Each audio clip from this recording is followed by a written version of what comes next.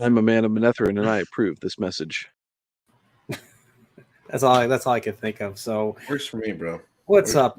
What's up, folks? I didn't have an intro today, so yeah, I have a confession I gotta make. I actually forced Steve to go and see Indiana Jones 5 with me. He fucking hates me now for that for that very reason. And let's just say, I think yeah, Steve hated the movie more than I did. I was like, this was me the whole time. Well, no, so like honestly, I really felt more bored than anything when I was done. But the more we're talking about it, the more I'm like, what the fuck is this movie? Right? We're just talking about stuff. It's just like, what the fuck? Like, it's just sorry for the cursing already, but it's like, what the hell am I watching? It was boring, and now it's like, what? Sorry, go ahead. I honestly thought this movie was gonna. I honestly thought this movie was gonna be worse than it actually was, but that's because of all the ill will, all the negative stuff that's been coming out of Disney Lucasfilm since 2015, in my opinion. I mean, they blew it with Star Wars. Heck, even their TV shows, Disney Plus is terrible in my opinion. All their shows and everything that's under Disney. Freaking, I mean, obviously Star Wars brand is just completely like, I've lost complete interest in Star Wars because of that. And even for some of the good moments in Andor, I didn't think Andor was that great either. Andor was just too slow. I mean, there was a lot of walking, and there was not enough going on. When there was action, it was good. There was some impact. The prison stuff, great, but the finale was just, I didn't like the finale, and it just, I'm not interested in seeing more of that. So, and then Willow is, I watched an episode of Willow. I was like, who's like, did like you? They took that off. They took that freaking off. Is it officially off? Yeah, I never watched it. Thank goodness. Apparently, but Salty gifted you a membership, by the way. Oh, all right. Let's take a look. Well, thank you, Salty. Who got gifted? Fufu herself got it. Trip got it. Trips once again. Trips once again a member. Thanks, Salty. So how do you want to do this? You want to try non-spoiler before we go into spoilers? Does anybody give a shit really about? Well, I guess we can let hopefully some people filter in here, but yeah, I mean, we'll start with the non-spoiler. We'll start with the non-spoiler stuff. Okay, so I'll ask you a question. I think I'm sort of at the same place you are. I expected it to be a lot worse. It was that's not saying it's good by any stretch of the imagination. Kind of like Picard season 3. No. I don't know. It's worse than that, probably. Really? I don't know. I think so. Really? Yeah. Yeah, maybe. I don't know. The more I'm thinking about it, the more I'm thinking it might be worse, because the whole plot is completely contrived and nonsense. But like, I'll say this: I enjoy. I mean, there were issues with the first act that Steve especially saw, and there was actually one thing that I saw that I just couldn't believe. But all in all, it was I mean, that was a good. I think the first act was pretty good. So like, I had a weird experience with my theater, like we were talking about before. My theater, like, I don't know if they started it early or they forgot to play trailers or whatever, but we walked in at the time that it was supposed to start, and the movie had already started. So I think I missed like the first 5-10 minutes of the movie, but Easton actually came with me. He is my support animal. But we actually, like, until the weird shit started happening towards the end of the train scene, we're like, this actually is not bad. I was surprised. I'm like, wow, this is okay. And then bullshit starts happening. Yeah, it's crazy. But I want to just say hello to everyone in the chat. So you got Punkwell came by, member. He's asking, how was the diaper of destiny, or the diaper of density, or the dye of density? Came up with different things. Salty, of course, says there's nothing to spoil. Lucasfilm already did that. Yeah, okay, can't blame you. Jaden doesn't care. Nobody cares about spoilers. Jaden doesn't care. Joseph Dredd doesn't care. Doesn't care. Thanks for coming by. All right. So, So- let's get the first thing right out of the way here for me. Okay. And we talked about it before because I think this Yeah. is the best place to start. They had the movie Yeah. that it should have been sitting there Yes. right in front of them in the first 15 first 15 minutes because I think I missed 10 minutes. The first 15 minutes. Yeah. They zoom in that, of course you got Nazis on the train because Indiana Jones, you got to have Nazis, right? That's right. So they're out on a mission to get something for the Fuhrer, right? What is it? They are trying to get The the Lance of Spear of Longinus. Destiny. The Lance of Longinus itself. Okay. And I mean, And they find out what? That it's a fake. it's a fake. There's your fucking movie. Yeah. That's it. Where's the Spear of Destiny? We got to get it before the fucking Nazis.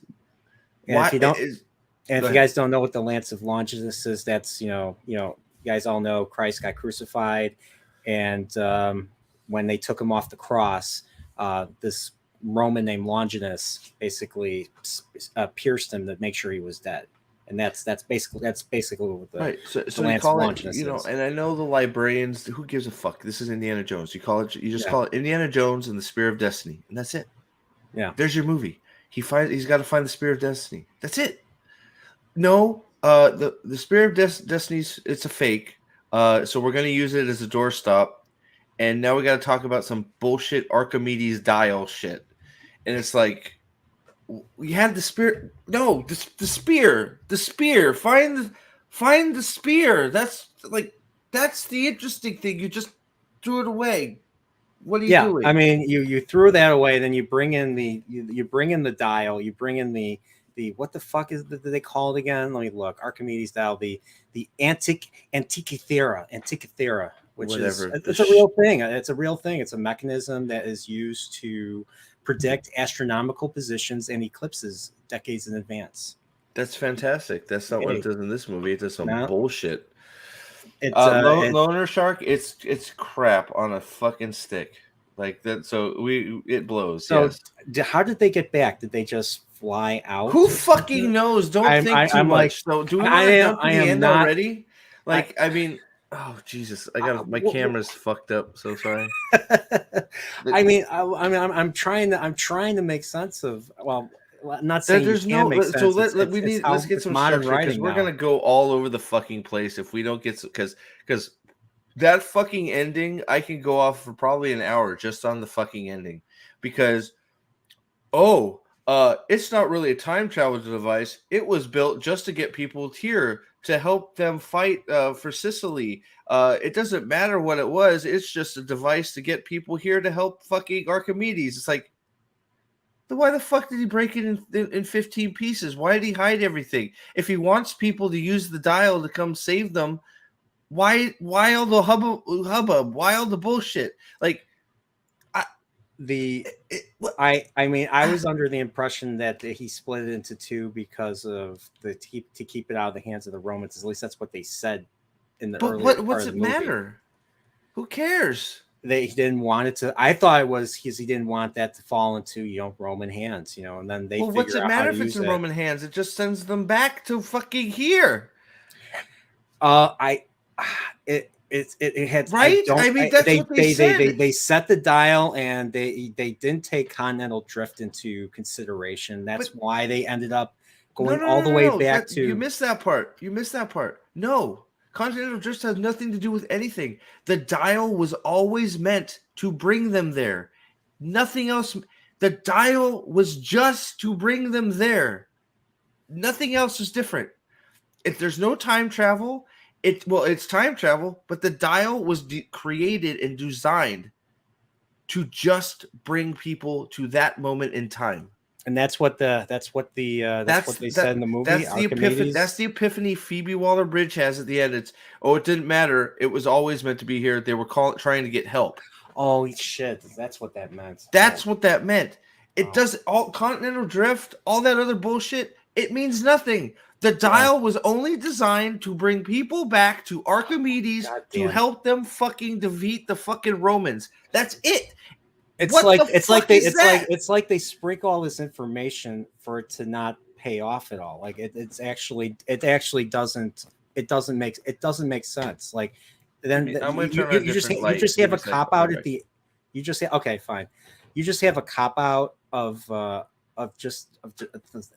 like I didn't even fully like one thing about this movie was not really easy to follow, and plus it wasn't even honestly it wasn't that interesting. I mean there were chases, but I mean once again, I mean I hate to sound like this, but old Indiana Jones doesn't work.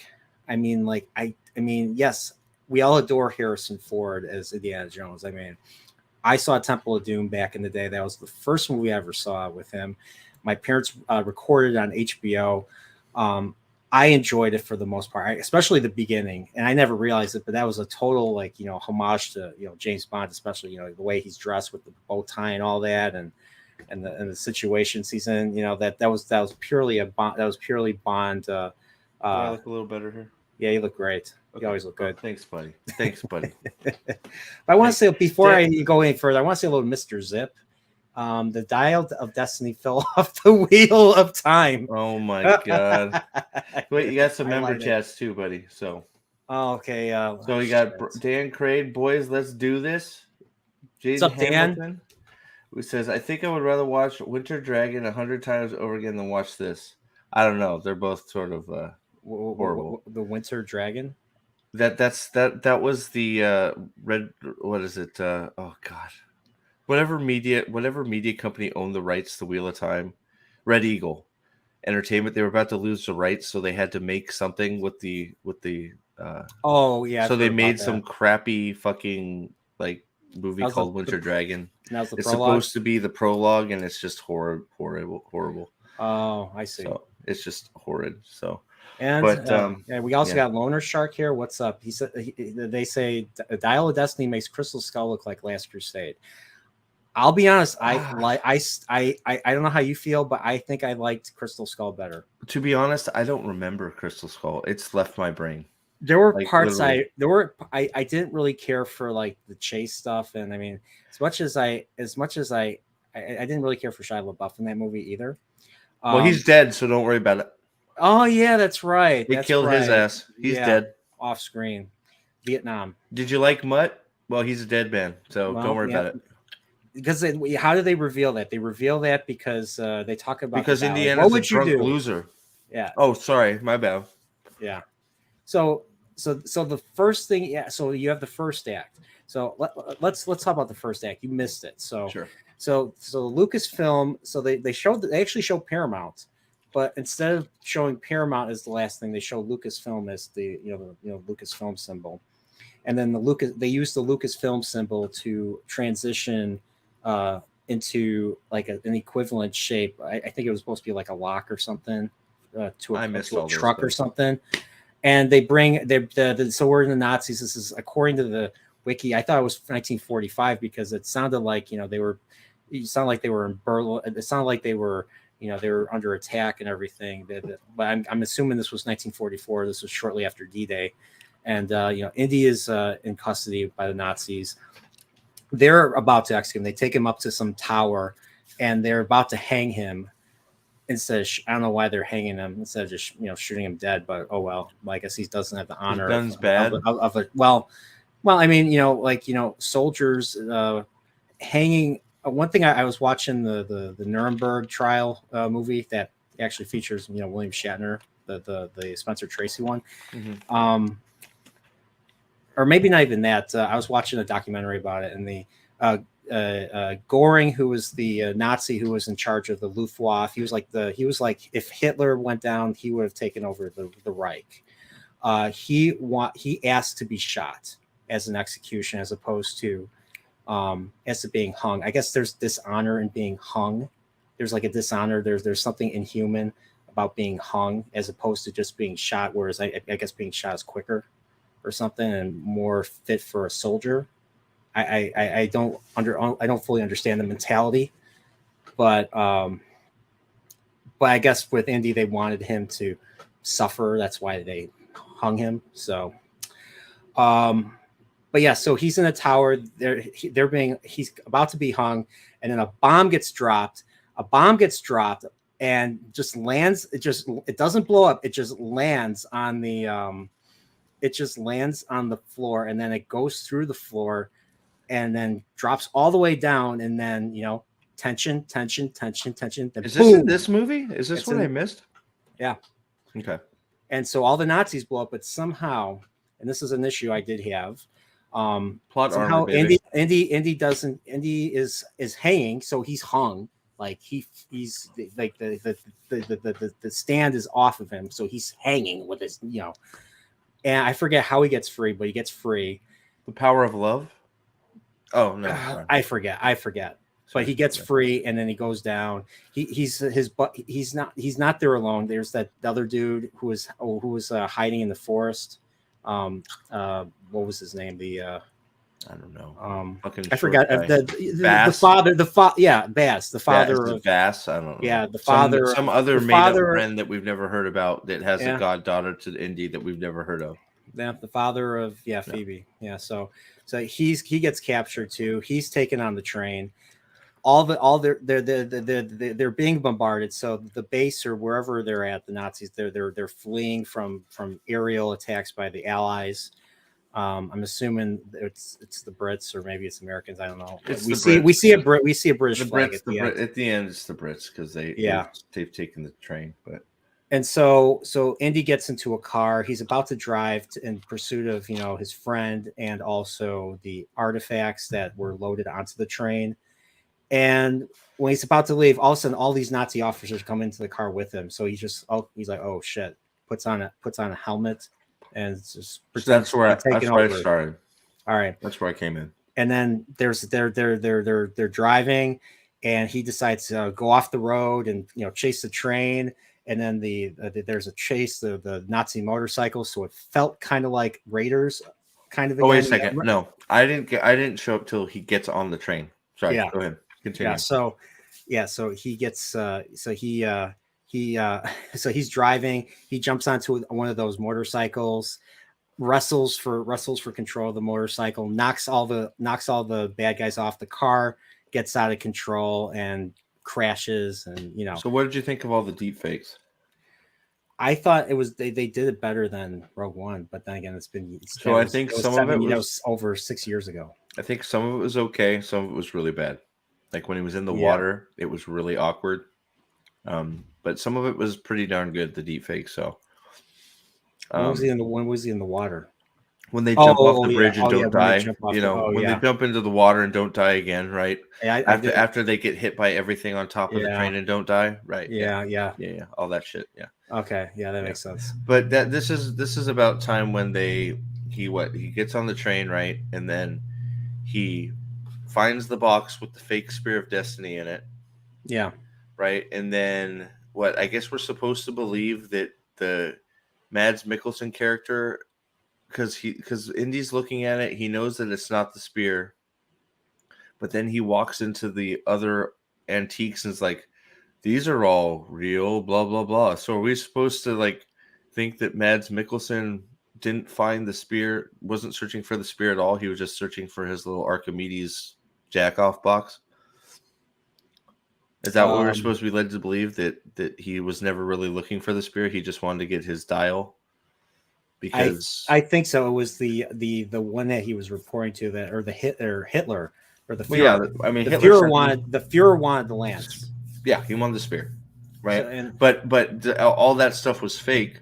Yeah. Whereas the stuff from the era that Mads Mikkelsen wanted was all real. Yeah. So are we to believe that Mads Mikkelsen was just defying orders of the Fuhrer and just doing his stuff? Is that what we're supposed to take from that? You know what? Based on what we find out at the end of the movie, he's a fucking idiot. Oh, yeah, sorry. And him explaining his motives, what he ultimately wants to do with the dial and everything. I could believe what you just said. Okay, I could buy into that. No, dude.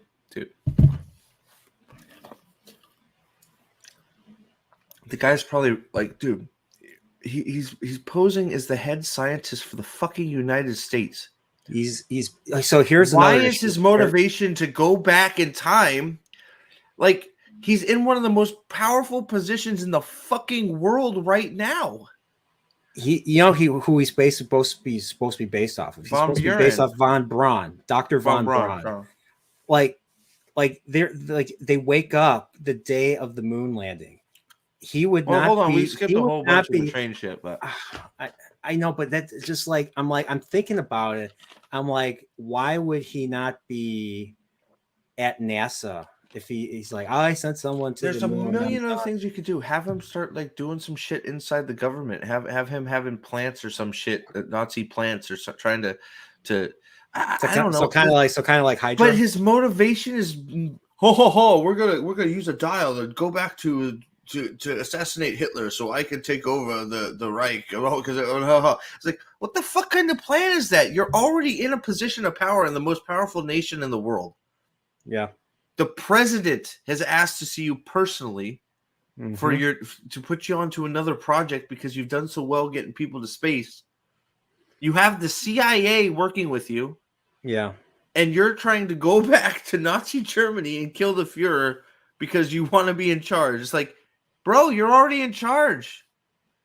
Yeah.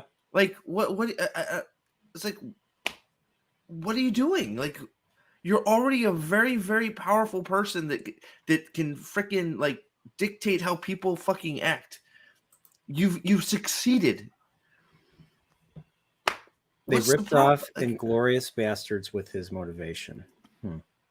Is it, I don't know. I haven't watched Inglourious Bastards in a while, so you might be right. I don't remember. So I'm going to take your word on that because you're probably right. But I'm trying. I haven't watched in a while either. It's been a long time, but the only thing I remember from Inglourious Bastards is Hitler gets killed. Yep. In the theater. Yeah, and some people get killed badly, but yeah. But hold on. So the train. Okay. So you see the Spear of Destiny, and then you go, oh, we're not going to see any more Spear of Destiny. They just decided to throw it in the trash. Like that. I'm sorry. That part actually disappointed me quite a bit. I'm like, dude, why is this not the movie? Like, I know we already talked about it a few times, but I even said to Easton, I'm like, why is this not the movie, Finding the Spear? But you throw that away. You throw that away immediately. Then you get this bullshit dialogue, and then you know what? I shouldn't say the train. The beginning of the train part was actually okay. I was disappointed that they didn't do the spear. Okay, but once I got over that, some of the train stuff was okay. The interaction was fine between the head guy and Mads Mikkelsen's character. You know, their disagreement, him going, oh, we're going to present the Fuhrer with a fucking device that doesn't work, and we have to find the other half. Have you ever fucking met Hitler? We're fucking dead. Find the spear, right? Yeah. I liked all that because I think that's absolutely right? But then we end up on the top of the fucking train. And this is where it all goes off the fucking... From here, the whole movie goes off the fucking rails for me. So I don't know about you, but first you get the airstrike that happens to hit the gun turret just right to make it turn and start shooting on its own fucking train. That's a 1,000,000 to 1 shot, isn't it? Mm-hmm. Yeah. So just so if you guys haven't seen the movie, okay, they're on a Nazi train. They now have grabbed the dial piece because, of course, it's MacGuffin number 1. They have to get MacGuffin number 2, put the MacGuffins together to make a stronger MacGuffin, right? So they have MacGuffin 1, and they're trying to escape. They get on the top of the train. They're running. All of a sudden, the British are bombing the train, and luckily, they bomb the big anti-aircraft turret and kill the people on board. Well, guess what? Apparently, those are on auto fire. Like you're in Call of Duty, you have an auto fire button because it keeps shooting. And as it blows up, it happens to turn just in the perfect position to where it's shooting all of the train cabins behind Indy and his little friend as they're trying to run away, and it's killing all the Nazis on the train. Just by happenstance, it happened to aim right at it. Mm-hmm. What the fuck? Am I supposed to believe that?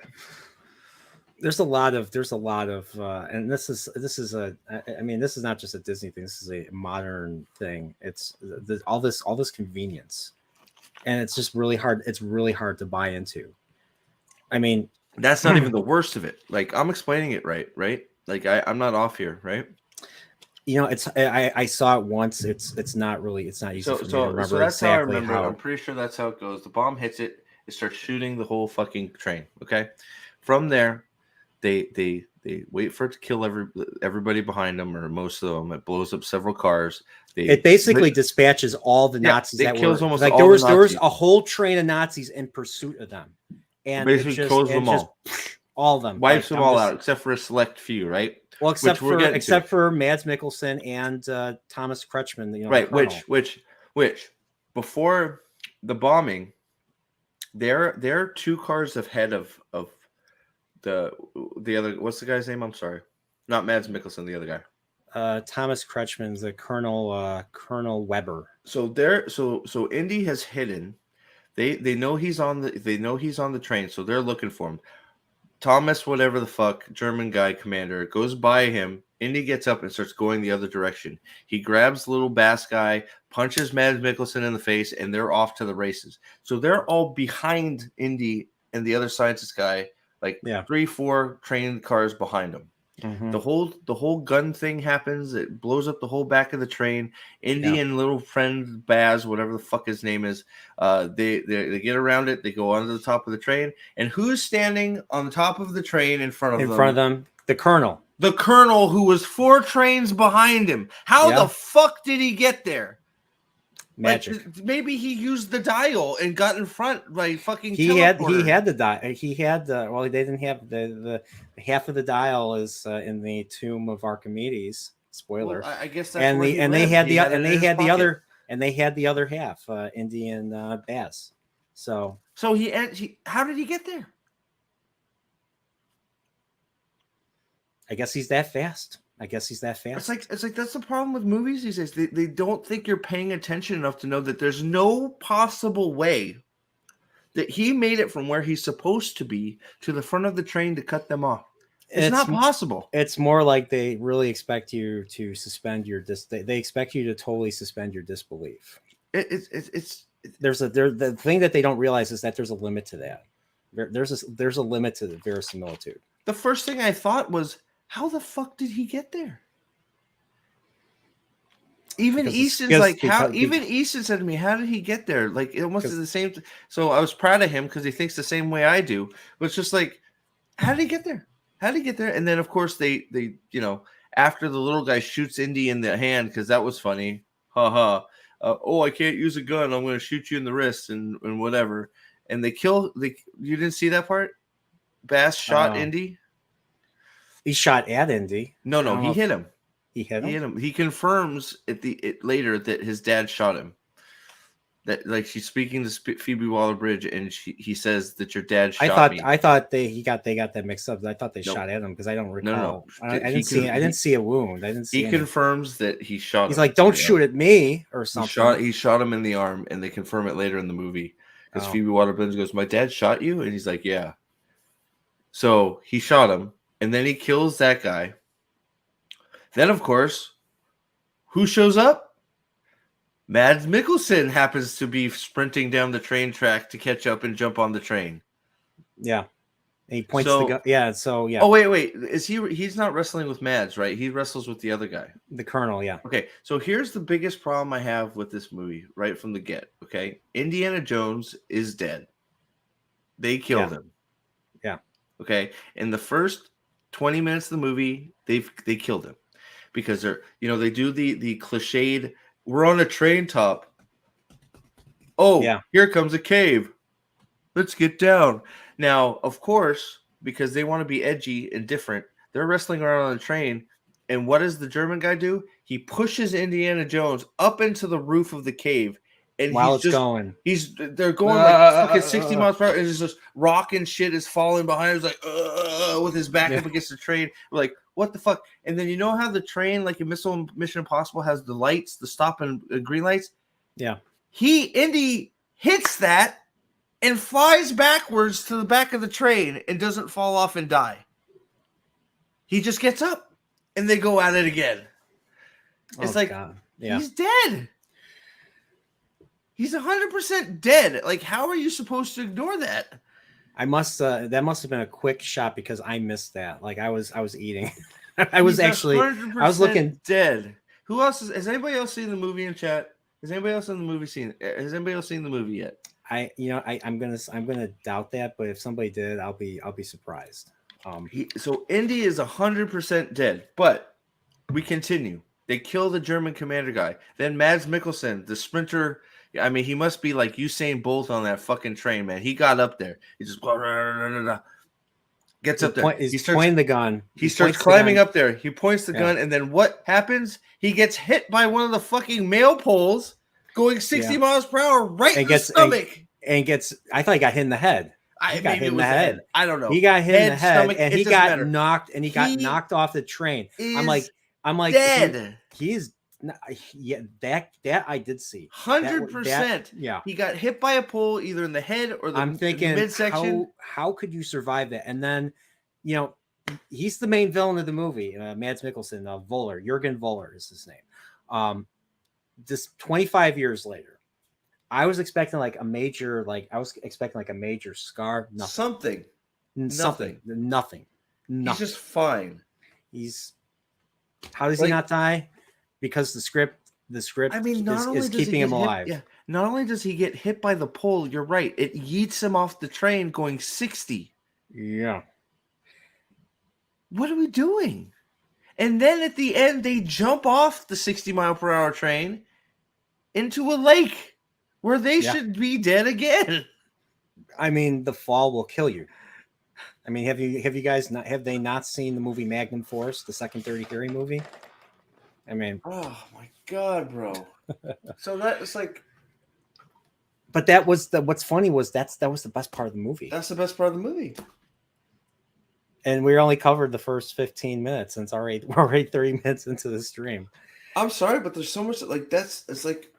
But like the whole thing with the Lance could have been a movie. That the beginning the beginning fix some of fix some of the action. It seems like nobody can do action proper anymore.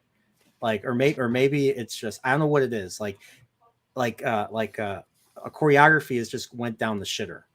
Yeah, I don't know. Sword play. Any type of sword play or it has gone down the shitter. Choreography. Action sequences, they don't know how to design stuff to make it. Oh my god, the freaking car chase! Like, how many car chases were there that were just like, oh. So like the car chase in Morocco was so fucking long, bro. It was so long and boring. Like like Easton thought I fell asleep at one point. He's like, Dad. I'm like, I'm awake. He's like, okay, and he goes back to playing on his tablet because he was bored as fuck. Yeah, and I'm just like, and like the whole just that whole thing. Like, so they introduce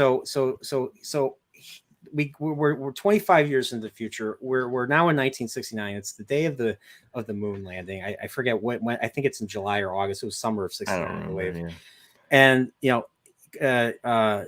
he's just a bum, like Indiana Jones, just an old bum in an apartment, and the neighbors blast Magical Mystery Tour. But hold on, why did we have to see Indiana Jones without his fucking top on in his goddamn boxer shorts at the age of 80? Is that necessary? No, that was not necessary at all. Just put him at what? Like that whole scene with him getting pissed off, going to the neighbor, telling him to turn down the music. I mean, I think they were trying to be funny. I think, but they weren't. It was. I personally thought it was kind of demeaning. I mean, well, I thought it was just demeaning. It was terrible. Harrison Ford looked like shit. Well, he's 80. He's 80. He's geriatric. Like, he actually looks really good for his age. But he looks good, but at the same time, I don't want to see him get punched in the face. I don't want to see an 80-year-old get punched in the face. An 80-year-old falling down on their hip could bust them. I mean, look, I don't want to see him get punched in the face. Elderly people are fragile. I'm sorry. Yeah, well, he even jokes that later in the movie. That he's fragile, and it's just I don't want to see him get punched. I definitely don't want to see him half naked because he's old.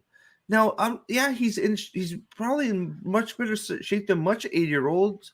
But do I need to see him walking around half naked in his boxer shorts, throwing on a t-shirt to go yell at some young kids for blasting their music at 8 a.m. It's 8 a.m. It's like, Yeah. who cares? First thing he does is fucking look for alcohol because he's drunk. It's just like, and that whole thing was just to show that he's older or something. And he's like, turn that music down or something. That he's I'm just old like, and crotchety, I because guess. that wasn't funny, and it served. I mean, did that serve a purpose? It didn't really serve a purpose. No, because it cuts right to him looking at the divorce papers. So first thing we see of him, I mean, he's getting a divorce from Marion, and then we find out, of course, I'm sorry, like we said, it's because their son, Shia LaBeouf's mutt died. I mean, they're not going to hire Shia LaBeouf for a major blockbuster anymore, or something. He well, they had to get him out of the way, those bridges are close. It's kind of like so it's just like, you don't know what to do with a character. Let's just they just undid. I mean, as much as people hated Crystal Skull, I actually liked the ending. I liked how I felt that I didn't see a need for them to make another movie. It ended happily for Indy. He married Marion, and he has a son.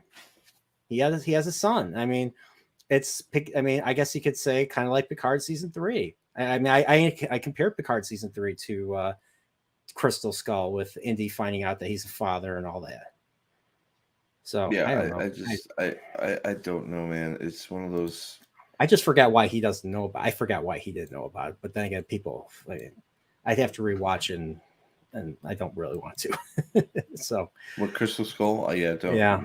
No, please. But don't. I think I prefer Crystal Skull over this, because I mean, I back then, 2008, I still thought Indy was too old, but he was still able to pull it off. I mean, he still had some of that youth that he could pull off. I didn't feel nearly as bad about him getting punched in the face, or you're getting into a fight with that big, Soviet dude, that big Russian dude who got eaten by the red ants. So, I was curious. Like, I thought the eels were like the gross out. You know how like all the Indiana Jones movies have like a gross out. They have like these creatures that they go into like a tomb or something, or they go into a nasty little area, and they have to get by these things. So in Raiders you had the snakes, in Temple of Doom you had the bugs, which now apparently are edible. Well, so are snakes, I guess. The third movie had the rats. The Last Crusade had the rats in Venice, in the sewers, and then of course I guess he had the red ants in Crystal Skull, which were they're all CGI. They were dumb. Like I said, I've Crystal Skull has left my brain. I don't even remember like any of it, to be honest, other than it was a thing. Sort of. I've blocked it out, as I will probably block this out, because Jesus, bad. But yeah. So Shia LaBeouf is dead. We get like how did you feel about the, once again, completely another? How many new friends of Indiana Jones did we meet in this movie that we've never heard of before? I mean, was it two? You have 2, 3, 4? You have Bass now and his daughter. So Bass is dead by the time of the present, Bass, which is 69, and his goddaughter apparently has a goddaughter who never existed. So Phoebe Waller. If you have Phoebe Waller-Bridge as your goddaughter, jeez. Yeah, good luck. And then you have Antonio Banderas' character on the fucking. Yeah, he's the Spanish guy in Greece. By the way, that's another scene where they're all dead. Do you know what raising that quickly after being that deep in the ocean would do to your lungs? What? They'd pop. Like your lungs, like they tried to discount it and say, "Oh, if you do it this way, you can avoid the bends." No, That's not how it works. You go that deep, the pressure builds. If you come up too fast, your lungs explode. That's it. Shit.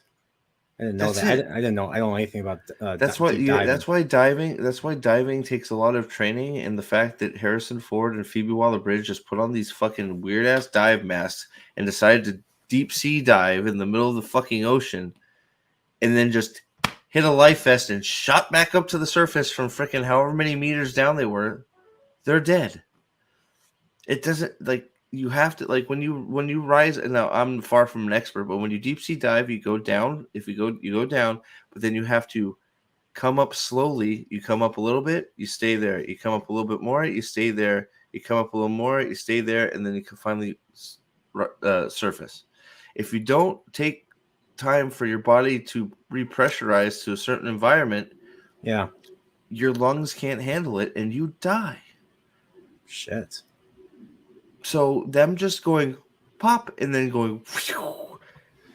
And you'd think Hollywood would have the resources and knowledge based on other movies and properties that, or heck, they have connections. They could ask people, hey, I mean, like I'm gonna Kubrick with 2001. He reached out to NASA and made sure that everything he did, made sense. Well, they just don't care. They wanted their underwater scene. That's all there is to it.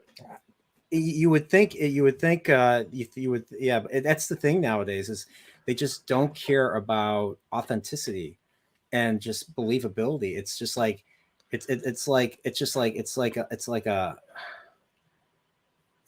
almost like they're trying to gaslight you. Yeah, by putting all this unbelievable shit in there. Yeah, it's I don't know. But yeah, Shinatsky. Yeah, we already talked about it. They completely undid the end of Crystal Skull. Just like instead of building on that, they just undo it. Which is, I mean, I listened to Mr. H reviews. He talked a little bit about that. I agree with him. It's lazy writing. Well, I mean, like, so you kill off his son because he wanted to piss him off, right? He says it straight in the movie. My son joined the military to piss me off. So that's great. So your son hated you. That's stupid. Yeah. And then on top of that, then you completely shut down and shut out Marion because that's what they alluded to at the end of the movie, was that it wasn't so much her shutting down because they lost him. It was him shutting down because she's like, "Are you back?" And he's like, "Oh, I've been shot." So they make it seem like it was actually him that shut down, not her. So he broke up the marriage. Mm-hmm. So it's like, so Indy's a bum. Yeah. Indiana Jones in name only. Yeah, I just it didn't feel like an Indiana Jones film. It just felt like Harrison Ford going on. You know what it felt like? A bad Mission Impossible. Like a really bad Mission Impossible movie. Okay. Like the first one.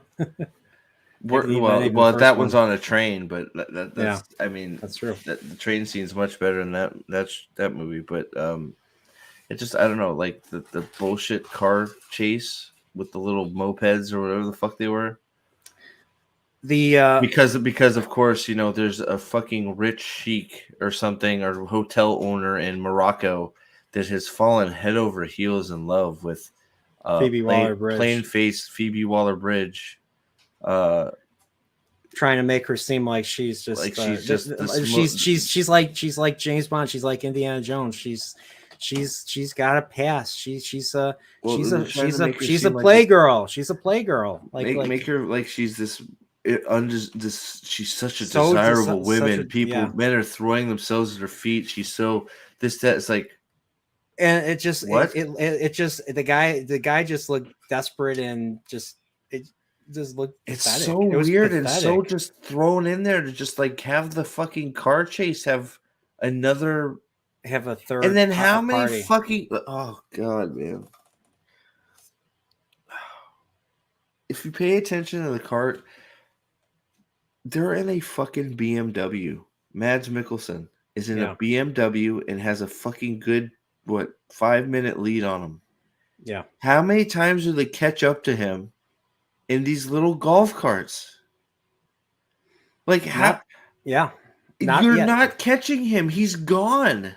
Yeah, and not only that, like they had Phoebe Waller-Bridge play play the action hero, jumping onto the freaking Oh, hood, the rear hood of the car, and she's holding on, and then she gets through and manages to have Mads Mikkelsen by the neck, strangling him while fighting, somehow doing that while fighting off other Nazis or the other his Nazi henchmen from the side, and it just then Indy just pulls her to safety. I was just like, I'm like, I don't buy any of this. Like, well, in Morocco, we get introduced to not short round.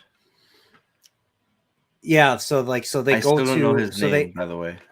I don't even know his name either. His name is, what the hell's his name? Not short round is his name. She's got a little buddy. Teddy. His name's She's Teddy. got a little buddy that's a lot like short round, but not quite like short round. He's got right? the only difference is he's Moroccan. I'm assuming he's Moroccan. He's got it looked like he had a unibrow, like just kid. But I kind of wonder, like, why did the Nazis capture the kid? Like, because he was there.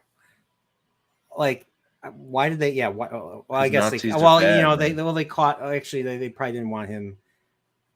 What do you mean in the caves? No, like the kid goes off. He steals. He pickpockets.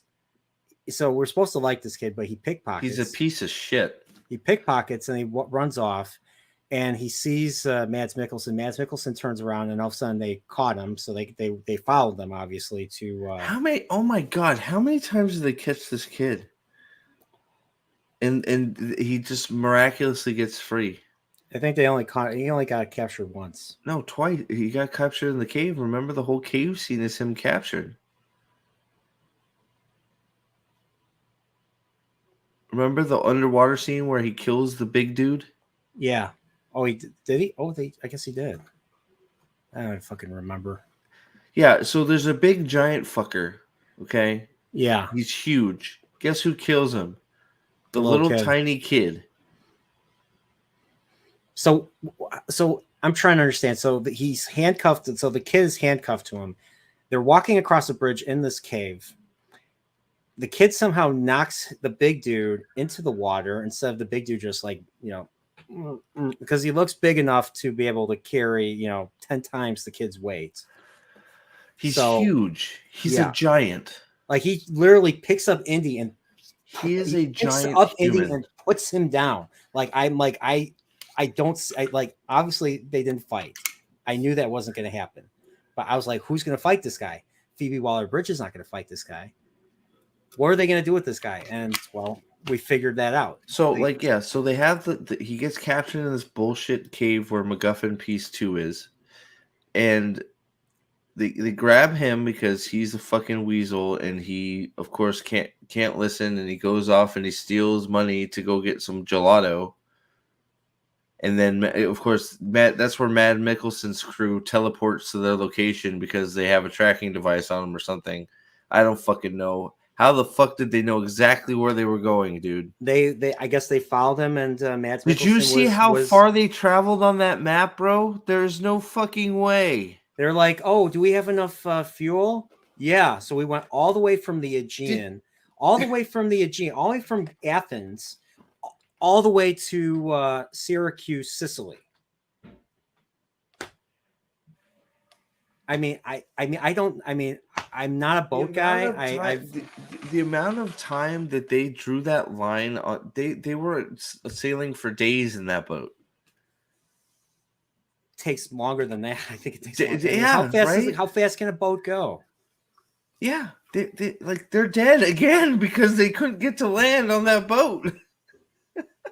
Like, how fast can a boat go? 40, 50 knots or something? I don't know. But they got there exactly where they are. It's like they're dead in the water. They're dead in the water. All they have is that little dinghy, right? Yeah. They have this speedboat. So once again, they're way out in front of them again. And Mads Mikkelsen goes, I have binoculars. They're headed west instead of east. And then next thing you know, he's fucking there right behind them again. It's like, What Like- how the fuck did just west? There's a lot west. West.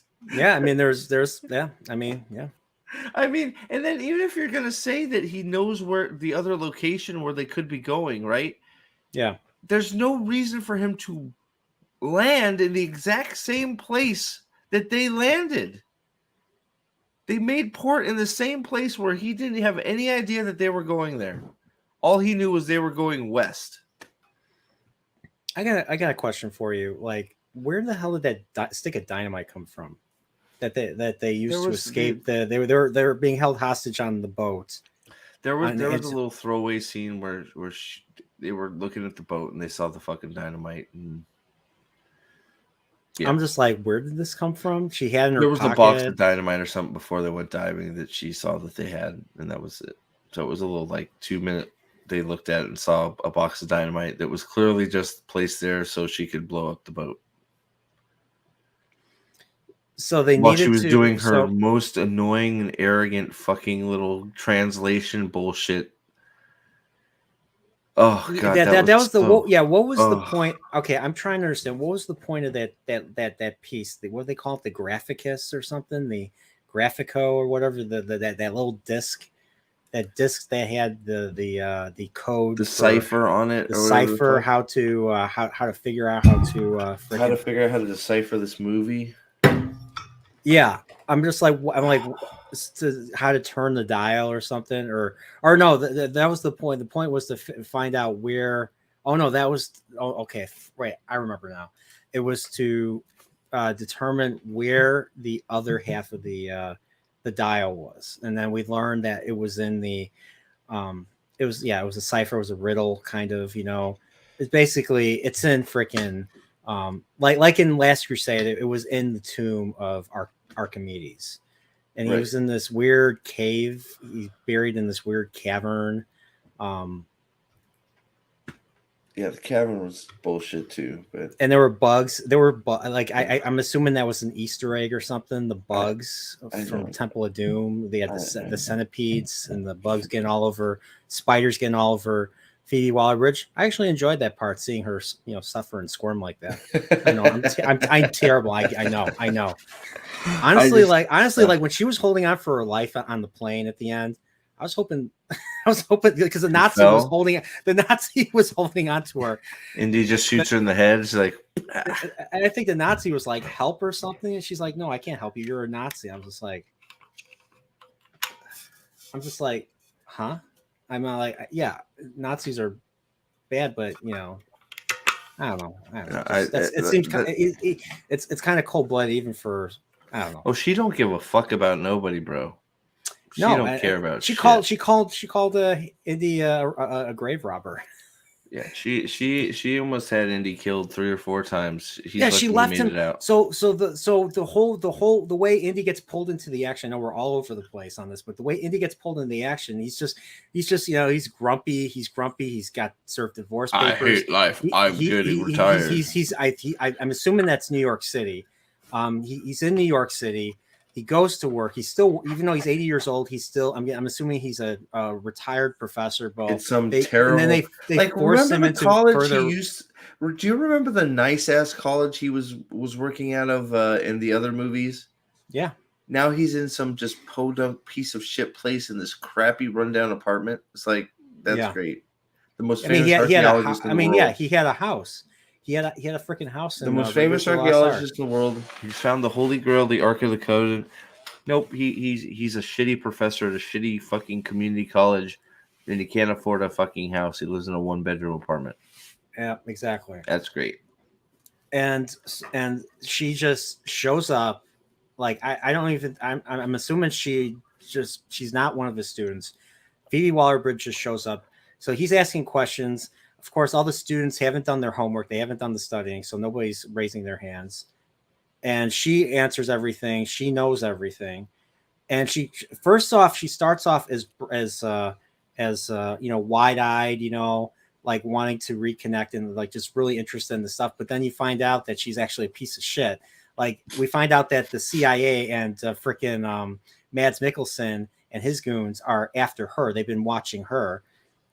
For What some was reason, that all about, too? Did I the don't government know. want Like, the dial or something? I don't know. I'm like, why at this point were they searching for the dial for all these the years? CIA I'm trying to understand.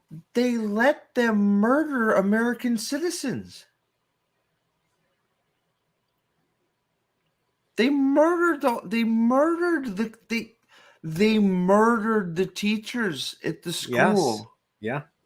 Yeah. And the Like, CIA person is standing and going, what are you doing? Why did What you is do that? Yeah. Then It's they like- kill her. and Yeah, everything. but that's later. There's, Yeah, that was it's later. Like, why? Like, what the fuck? You are an American. You just let this foreign fucker murder somebody. Why? Oh, it's too much. We're cutting the. Why the fuck did Mad Mikkelsen even need them? He didn't fucking like. They didn't do anything for him. No, So why were they there? I don't know. So Trip, the reason why we're doing this, I wanted to see the movie for myself, and I kind of pushed Steve into seeing this. So him not being happy is partially, well, a big portion of it is my fault. So, and plus, great entertainment too. So, I mean, look at that pain right there. Look at that pain. And Pops agrees. Pops is like, Prophet of the Dragon's losing it. I'm here for it. I'm sorry, man. Like it's just like the more I'm thinking about it, the more it just does not fucking make sense. Like I don't know if it's what is it? Nathan College? Is that what they fucking called it? I don't care. Hunter. It's called Hunter College. Hunter College. It's like what? Like what is that? Like he should be at some giant university teaching fucking to a class full of people because he's Indiana fucking Jones. Yeah. You should have people on a waiting list. So this is just another modern day take on, once again, deconstruction of heroes from the past. Making their lives shit, making their lives useless. Just because you get older doesn't always mean. Yes, sometimes people's lives get worse when they get older, but sometimes they don't. Fuck this movie. Honestly, and you would rather.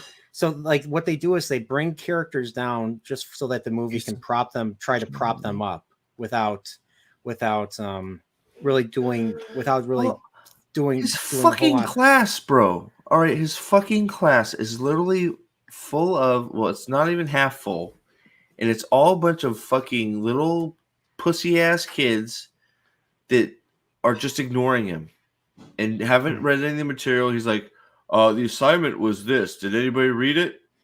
No? Okay, well, I'll just spoon feed it to your ass. And he's using an overhead fucking projector. Yeah. Well, I guess it's sorry. That I guess for time period, fine. I don't know what date we're supposed to be at, to be honest, but whatever. It's 69, so you're the moon landing. Okay, 69. Yeah. Okay, so overhead projector, fine, but they're all just sitting there bored to fucking tears.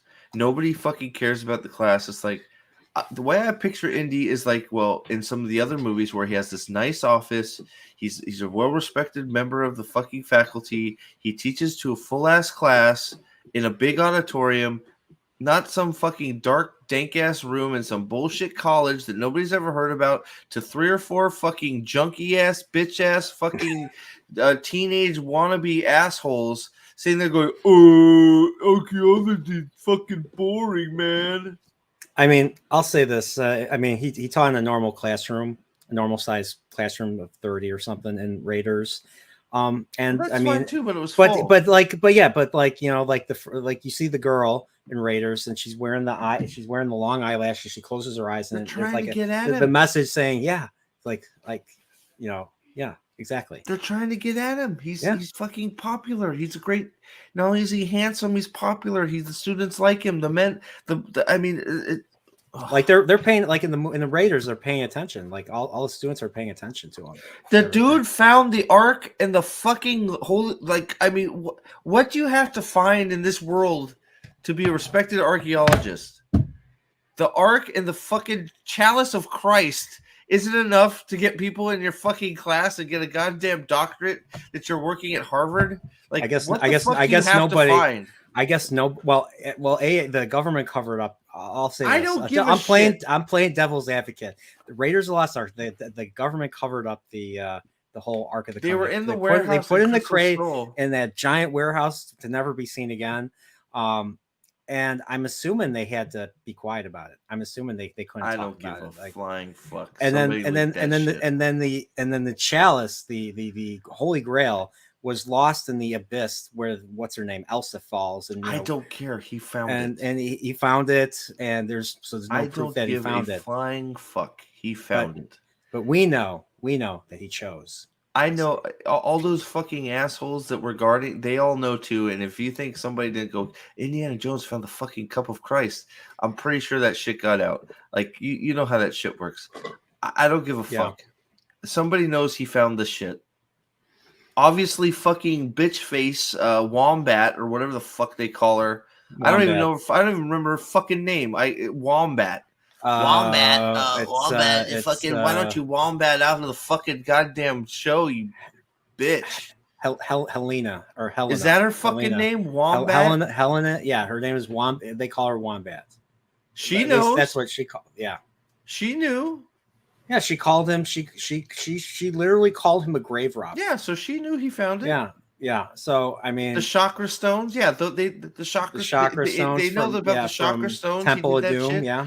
Saved all those fucking kids. Why can't we get a movie where one of those kids grows up and comes back? He's like, dude, Indy, I want to be your archaeological protege. You saved my life, man. You're the best. Can I learn everything from you?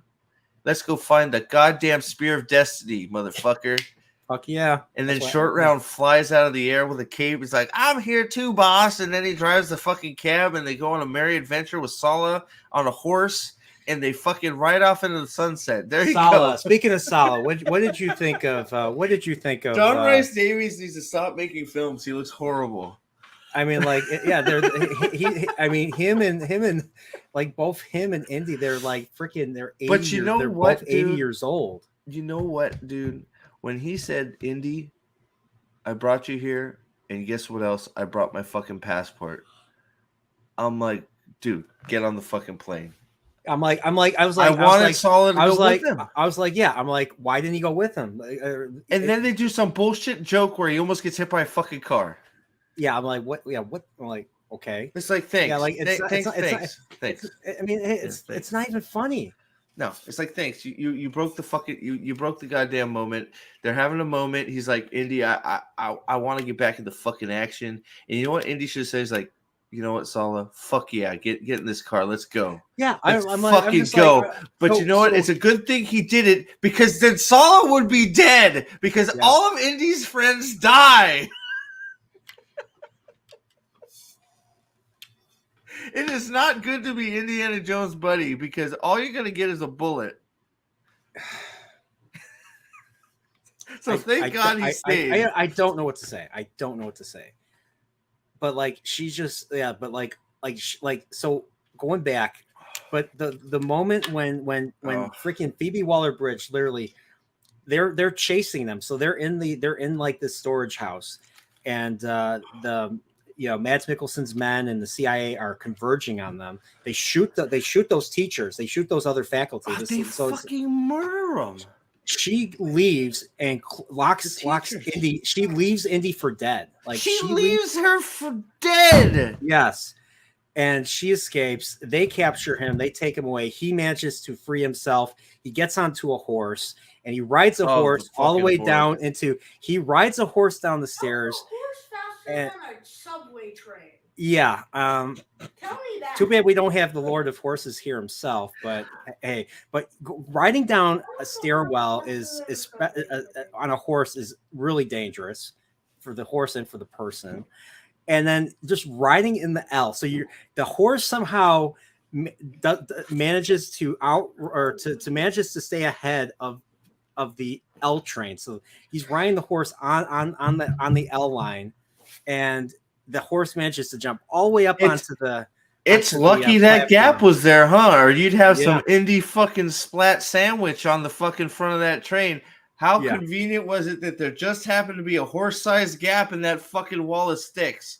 Yeah, I mean, I don't know much about horses, but I just didn't find, I just did not, I mean, The more we're talking about, the more I fucking hate this movie, man. And I, like, the more we're talking about, the more I fucking hate it. And it's just like it's worse. It gets worse and it gets worse. And it's just like it's still not worse than Wheel of Prime. Okay, it's just not. Picard season 3 is probably better at this point than Indy 5, in my opinion.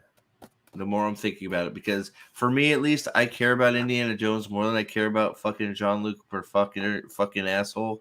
I don't care about Jean-Luc Picard nearly as much as I care about fucking Indy, and Indy is once again utterly destroyed in this movie. it's like what's weird, Dude, is he it's cries like a bitch at the end and asks to be left for dead in the past. well, he did get shot. He got shot in the chest. He so didn't I was act just like it, did he? It's like they forgot he got shot for about 8 scenes, and then they're like, "Oh, you got shot." It's like, and then oh yeah. and then there was this long Phoebe Waller-Bridge, monologue or dialogue about him having to have about her disagreeing with him, and I'm just like, I have my head in my hand. I was looking at my phone. And then all of a sudden, I look up and she punches him in the face, and then he wakes up. So so from his point of view, she punches him in the face, and we don't even see how they get out of there, how they escape from. So they go back and just leave me, man. Just leave me. Just they I want to stay with Archimedes and they make stuff and be fucking Sicilian. I really want to be Sicilian, man.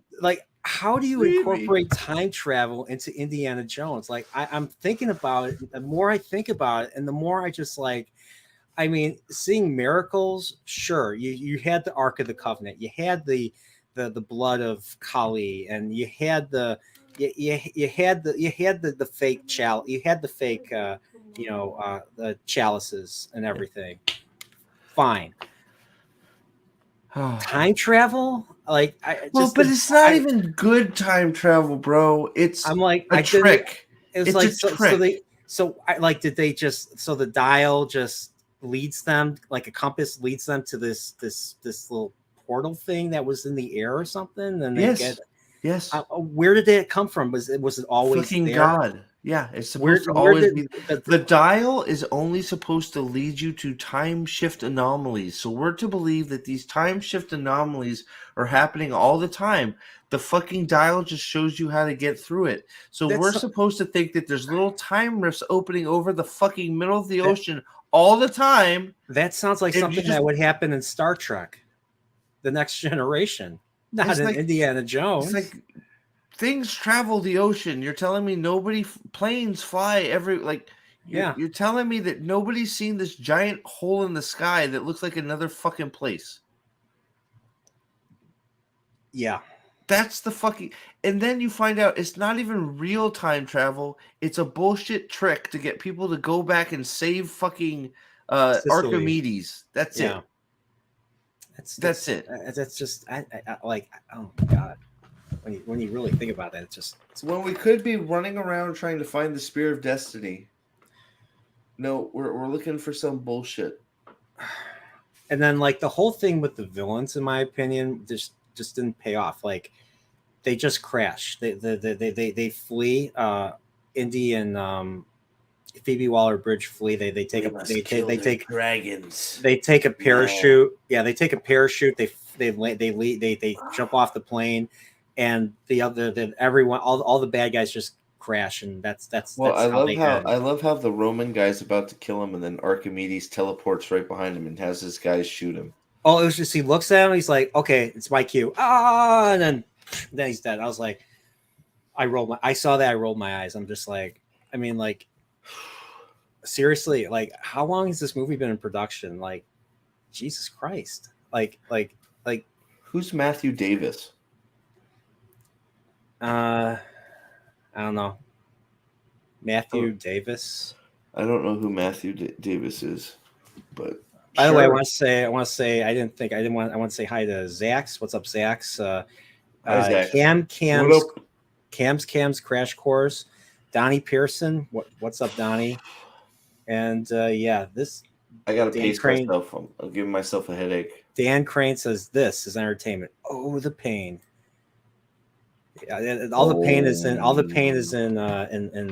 in Steve right here. So It's like I mean, for like- I was completely like I'm just I don't know if it was well. I mean, yeah, I was expecting things to not make sense, but at the same time, I was just like, I have my head in my hand. I'm bored. it was boring. That's I'm like the more we're talking about, the more things Lucasfilm keep Lucas- falling apart. Lucasfilm under Disney has managed to make Star Wars boring, has managed to make Indiana Jones boring. You would think the two properties that would be fundamentally impossible to make boring, they made boring. But then again, when you think about it, you know, you had really good people working on it and writing it and caring about the content of the movie. I mean, Raiders, Temple of Doom, and Last Crusade were all. I mean, I know people might not like Temple of Doom, but I love Temple of Doom as well. It's my least I favorite of the think three, it's my but least favorite, but it's good. It's still still entertaining. good, really good movie. Yeah, it's my least favorite out of the three, but it's still I've watched it many times. And then Lucas and Spielberg, something was lost in the 2000s with them. I mean, Lucas with the prequels, and of course, you know, I mean, yeah, just that they were past their prime at that point, and then Crystal Skull really shows. Well, So- and I think Trip makes a good point. I don't know if you've seen any of the Librarian movies or shows. I know that the first Librarians movie is called The Quest for the Spear, or Quest of the Spear, so Quest for the Spear, something like that. So I'm assuming that's why they fucking didn't make this something like that, which is, in my opinion, stupid. It's fucking Indiana Jones. Make it whatever the fuck you want. I've never Indiana seen Jones can these. find whatever the fuck he wants, but the Librarian movies are a little bit quirky and a little bit silly, but they know that and they play to that, and it makes them fun. I've never seen the Librarian movies. Are these like TV movies or something? I think so. Noah Wiley plays like a librarian guy that is actually like an archaeologist, like Indiana Jones type. Yeah. So they're quirky and they're a little bit, but they play to that. It's meant to be a little bit quirky, right? So they're playing to that strange stuff, right? So, it makes those fun. This is just painful, man. Painful. Yeah, I've noticed. And I mean, is there anything we didn't talk about? Is there anything? Well, I'm trying to think. So, we talked about the shitty car scene. God, that sucked. Oh, we didn't talk about how Phoebe Waller-Bridge jumped on a motorcycle in the pouring rain. Oh yeah, caught up to a plane going full speed. Yeah, and so I believe Indy was captured. He got shot in the cave, if I remember correctly, and she left him. The cave because that's what she does. Yep. And so he's in custody. He got shot like above the chest, like right above the heart. So you would think he's dead. Like I thought they were going to like go back in time. What I thought was going to happen, this is what I heard. I don't know if you heard this, but apparently Phoebe Waller-Bridge was going to go back in time and like somehow Indy, like there was a rumor that Indy was going to vanish from reality, and then Phoebe Waller-Bridge was going to go across time with that dial and replace him and do all the things that he did in like the other movies. Oh, did you hear about that? I maybe a snippet, but I'm glad that wasn't the case. But no, I mean, well, and look, I get so just because we'll talk about that because I don't know. She caught up to the fucking. It's literally pouring rain. The plane starts to take off. She gets on a motorcycle. She speeds after it, then jumps from the motorcycle onto the fucking landing gear, and then crawls up into the plane. I cannot see her doing that. She doesn't It's have impossible. the strength. She does not. And I can't even believe her doing that. Like she would have never caught the plane, and then on No. top of that, jumping on in the rain like that. Come on, no. what are you doing? Yeah, And then so- behind them is the fucking little juvenile delinquent, not short round, who is now fucking gets onto started a plane. Yeah, he gets onto a plane. He hot wires the plane, and he Hot-wires just the starts. plane. He just starts flying it like it's nothing. Like He's never flown a plane before. He hasn't pretend flown this plane even, but he gets in it and flies it. and they're like, she's like, you've never flown a plane. That's how we know that he's not flown a plane, because she says you have not flown a plane. He's like, I'll figure it out. I'll figure it out. Yeah, It's like, yeah. No, you won't. That's not how flying works, bro. I mean, Ugh. you put me in a plane, I'm not going to know the first thing. There's a lot that goes into flying. I think we know someone who flies. Probably can concur. So, but Jesus, like that was stupid. And here's the thing: there was a dude in the plane sleeping. How do you not wake up? How do you not wake up when you're going up in the air like that? Like that? How? There's a dude in the plane. Was he one of them? Was he a Nazi? I And don't know. he's just- all this shit is going around. I'm like, around what him. is going on here? And like so the plane that Indy and Phoebe Waller-Bridge on the Nazi plane crashes. So they need another plane to get away. So that's where the kid's playing, and the dude that was on the plane with him, was he a good guy? I don't know what he was. He didn't speak the language. Was he? And then it's like you said, how did they get back? Oh well, don't worry about it. Did they fly? Did they fly through the orifice of the fucking the portal time in the orifice? ocean? You know, the guy The ocean portal. Or ocean, yeah. It's like, what the fuck are we doing, man? But the whole Roman thing, like they went back in time to the Roman siege of Sicily. During the time of Archimedes, I'm just like, because they needed they're- them to fly their planes and shoot everybody. and- So and- apparently, so they so got apparently the that plane Nazis got are the shot good guys down. because the Nazis killed all the Romans. they were like, why are you firing? They're like, well, because they're shooting ballistas. So they're firing ballistas at the plane. The Romans are firing ballistas at the plane. I'm just thinking Game of Thrones right now with Daenerys, and they're even calling it. The Romans are calling it the plane a dragon. I'm just like, But Jesus you know what's Christ. funny, dude? You know what's funny? The whole point of the dial is to get help there, right?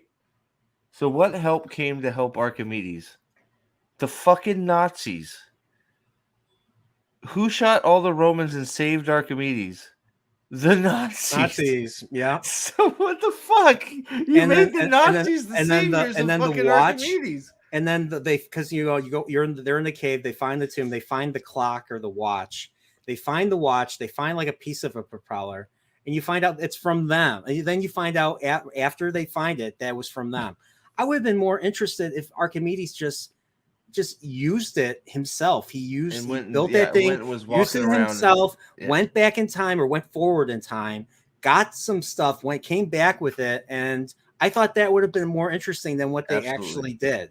Oh, absolutely. I think it would have been a lot cooler if he actually used it to time travel. And you know what? Even if like he happened to be like an extra that you don't notice, and then it's like, you see the dead, you see him, and if they still went to the fucking future or the past, and you see him, it's like, oh shit, that was him back in Morocco. That was Archimedes was fucking there. What the fuck? Like, I mean, I know that's a fucking bullshit, but it's like that would have been a lot better than what the fuck they did. The only reason why they went to Morocco was because of the auction that they had. Because she's a Phoebe piece of Waller-Bridge shit was and- having her yeah. stupid auction. She's a piece of shit, and she's having her stupid black market auction for crap. Because the only thing you can have faith in is money, or count on is money, or something stupid like that. But then she's Yeah, did she change at the end of the movie? Like, she's like, we can't keep you here. I mean, there's gonna be a time paradox if you stay here, Indy. And I'm pretty sure she's all right. She's still got a bag full of diamonds. So she got her diamonds, and then she tricked him because she's so sassy and smart. and She's then, so sassy and smart and and then she Emporio, like, and then she punches Indy, and then Indy wakes up in his bed and back in 1969. And for a second, I was like, did the history change at all? Did anything change? Because all of a sudden, it sure Marion should have. Marion shows up with the kid. Karen Allen is in this movie, and she shows up. She shows up with groceries with not short round. And I'm like, and he looks. Wait, and the second was I didn't. For a second, I didn't recognize her because, well, I mean, it's been years. Not going to say why, but it's been a long time. I didn't recognize her first. It wasn't until the way Indy looked at her, I was like, "Is that her?" Because I know she's in the movie, and it is her. Yeah. Oh, did you like that? Did you like that? That line that Dempsey's calling out? I stole it. I stole it. It's mine. It's mine. It's mine. It's called I stole it. capitalism. Ugh. Yeah, At the auction.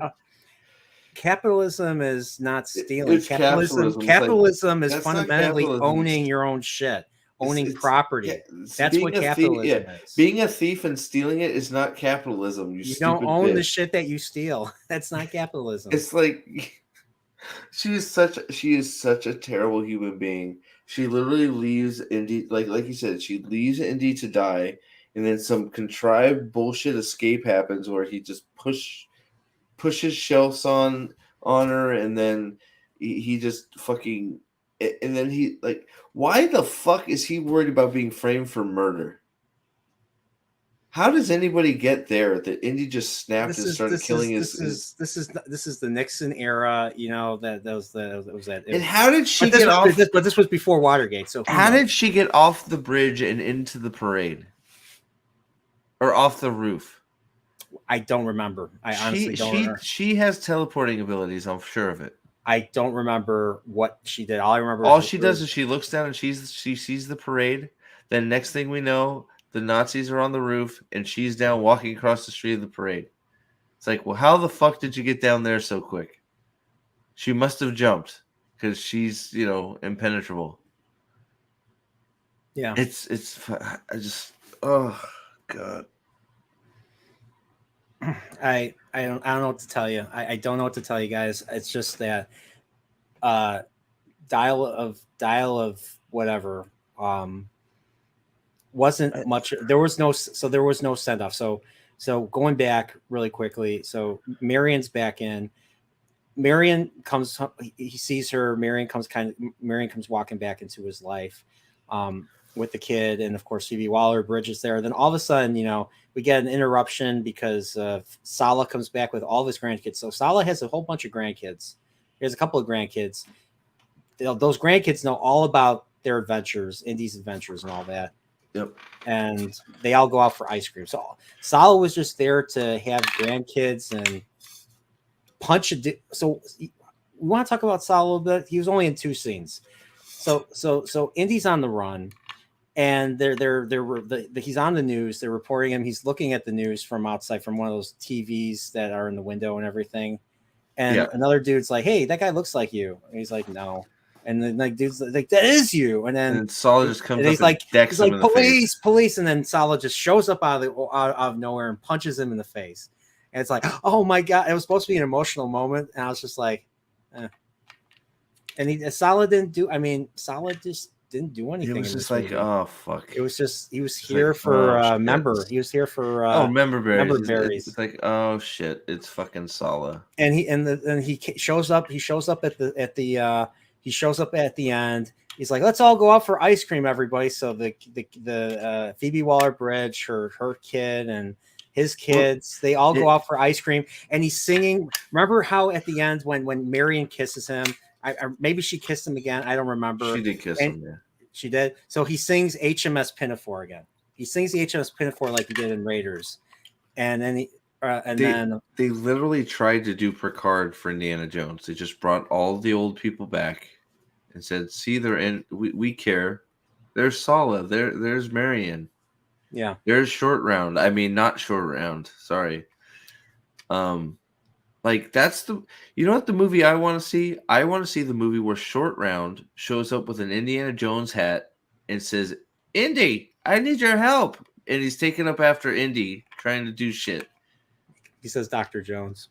Dr. Lady, Jones. Lady, you call him Dr. Jones. You call Dr. Jones. Dr. Jones, I need No, you.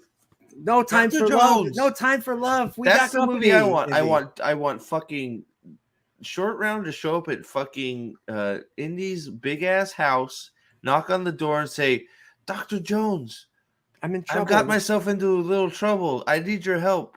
You're the only one I could think of." And then them go on a fucking adventure together. That's what I want to see. Not this bullshit. That sounds way better already. And then we Like don't even know the effect in the positive influence Indy had on Short Round, just coming to I don't want to see some fucking Antonio Banderas made up boat captain character because we need to go underwater to find MacGuffin 2. Like, Yeah. what did you think about that? The Graphicus. puzzle piece being melted. Yeah, it was wax or something, and then there was the It's like I just thought it's like video. I was waiting for the video game music to play. Like do. You found the mystery piece. It's like, what are we doing? Yeah, what was? And then they're all like, "We're gonna sell this shit. We can sell this shit for $1 million fucking." Look at all that gold. Look at all that old gold or something. I was like, hate what those was? two so much. I hate them both. They suck. They suck so much. They're so unlikable. Their immediate reaction to everything is, "Wow, we can steal this and sell it," and not in like a funny, quirky way. It's just like in a greedy, I'm a fucking piece of shit way. Yeah. Am I wrong? They suck so bad. Not Short Round sucks. Ah, It's just a pale imitation. It's I don't know. how is your item suck so bad? Like let's just talk about the item they're finding. Literally has no purpose. Like the whole point of that was to freaking determine where the second half of the dial was. They read it. What was the point of that gold piece that they melted? That was supposed to be the map, I guess. That's the actual fucking map. The map of the cave. I don't fucking know. All I know is that what I'm saying is this fucking bullshit dial that the whole movie is spent for them to find literally does nothing. All it does is direct you into this temporal fucking time vortex bullshit that's supposed to be there anyways. They can only lead you. Why the fuck what gives them the opinion that they think they can go anywhere they want in time? I don't know. What makes them think that by going to one certain place that I'm going to go back to 1936? Where was he trying to go back to? 1939 or something. What the hell makes them think that they can get there from just having this dial? Like, and then it's found out, oh, fooled you. This shit is just a bullshit trick. You're always coming here. You can't go anywhere else but here. It's like, what a fucking waste of time. Yeah. So then we're in a fucking time paradox. So now you're telling me that a fucking plane always shows up to save them in Sicily, and it's just translated as being a dragon? The wreckage, the bullets in the fucking... Nobody historically has ever excavated that site and found bullets. For fucking 2,000-year-old bullets. I guess like, this is an archaeology movie. Nobody did the archaeological dig that dug up the crashed fucking plane on the coast of Sicily. Romans with the bullets in them. I guess Archimedes did a very good job of cleaning that shit up, and it all ended up in his tomb. That nobody knew where his tomb was. That was the point of the map that they got in the Aegean by Greece. It's like if the fucking dial was supposed to get him help, like if the whole purpose was to get somebody back to help him, why did he split it in pieces? The whole purpose of the dial was to get people to come from the future to help them beat the Romans, right? That's what they said at the end of the movie. It's dumb. I don't even want to understand that. It's like, dumb. what the It's fuck dumb are at you this point. talking about? And then we're supposed to believe all of a sudden she cares whether Indy lives or dies. She spent the whole movie trying to kill him.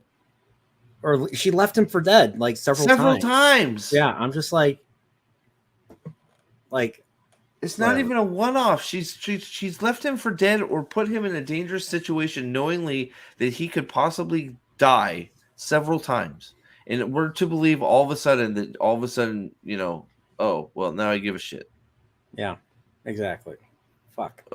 But like, yeah, this whole thing, when you, the more you see that's the beauty of modern entertainment. The more the it's designed for people that don't that don't think, and then they simply consume it, don't think about it, move on to the next thing. Usually people that just watch it once will praise it because they felt good watching it. They let themselves, they turned off their brains. Same with Picard season 3, same with all this other stuff.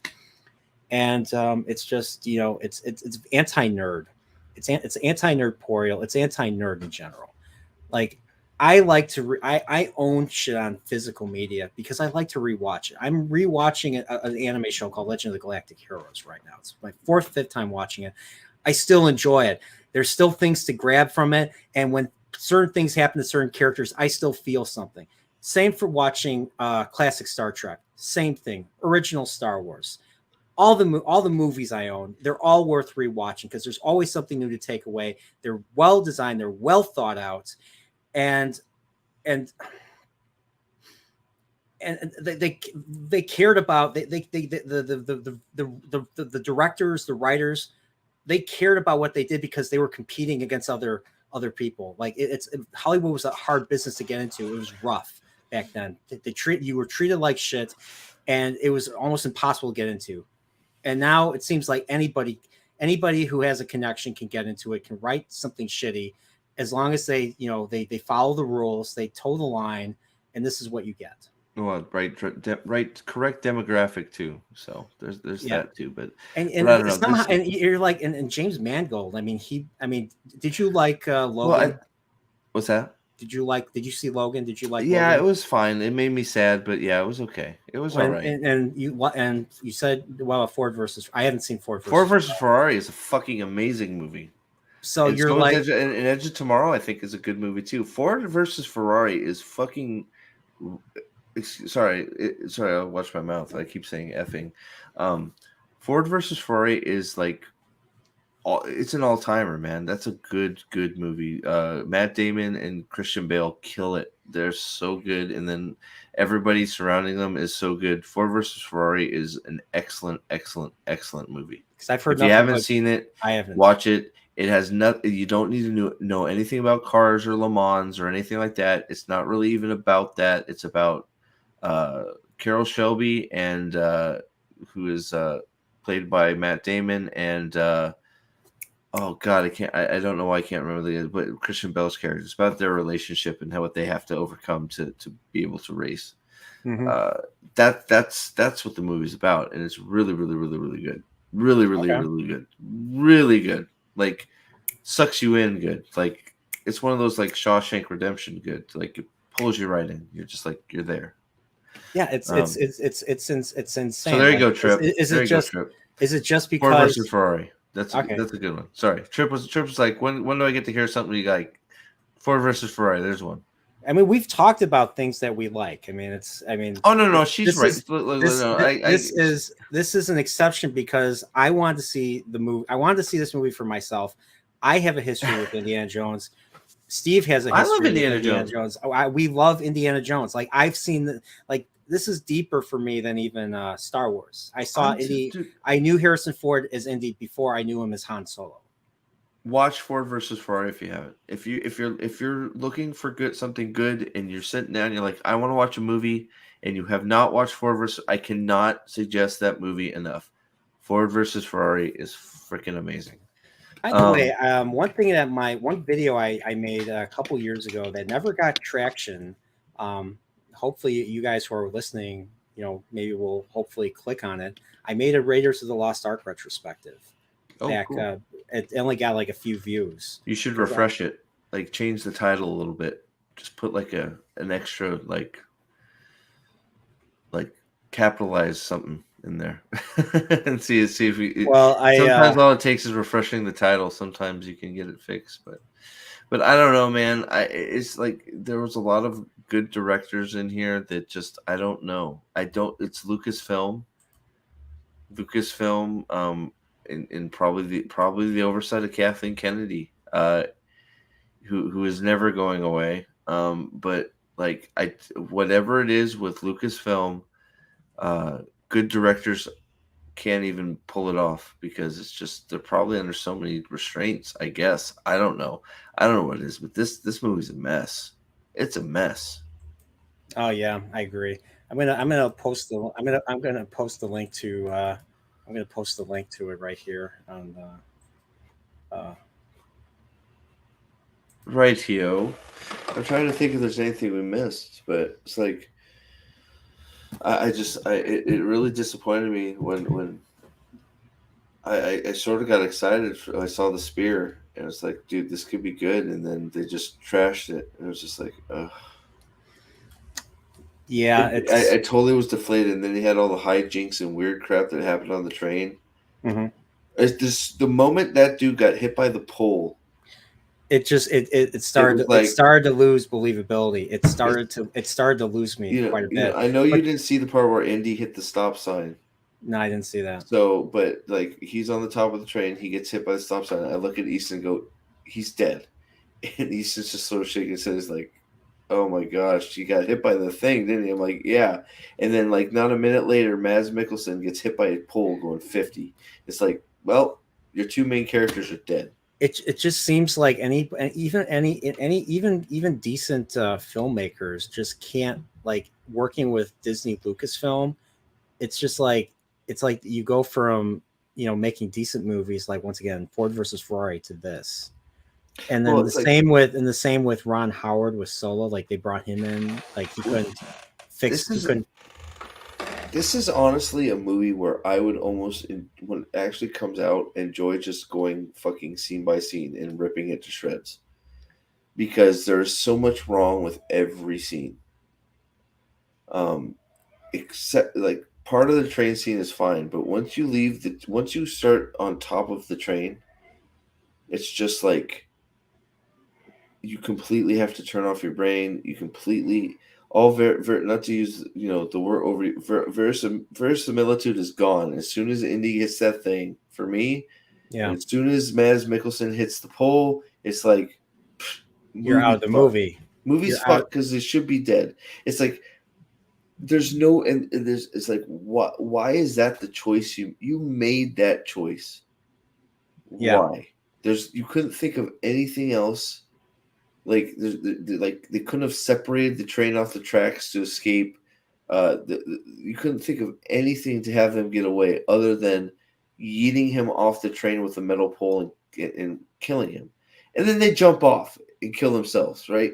It's like that like jumping off an elevated, like they jumped off an elevated bridge train into a lake, going 50, 60 miles per hour.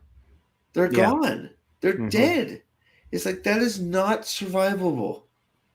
Yeah, I mean, because just imagine anybody just jumping off of a fast moving train. Yeah, it's just not survivable, and it's just like, how? I mean, they did that. They did that in what movie was that? Was it Spectre or Skyfall or something? Maybe, but and you know what? I could almost let the train jump go. Just to be like, all right, fine. It probably should have fucking been really hurt by that.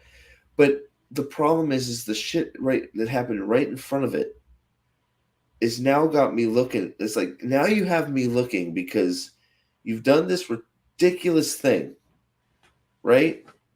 It's like you've immediately done this ridiculous thing that makes no sense and has just completely taken me out of the movie. Now I'm looking. Now I'm looking for every little thing. You've now, right? At least that's how my mind seems to work these days. Is I'll watch a movie, if it's working, it's working, and then if some weird BS thing happens, all of a sudden my mind clicks on to click. All right, where's the bullshit happening? Yeah. And the problem is I find a lot. There's a lot of bullshit, And this Yeah. movie is covered in it. Yeah.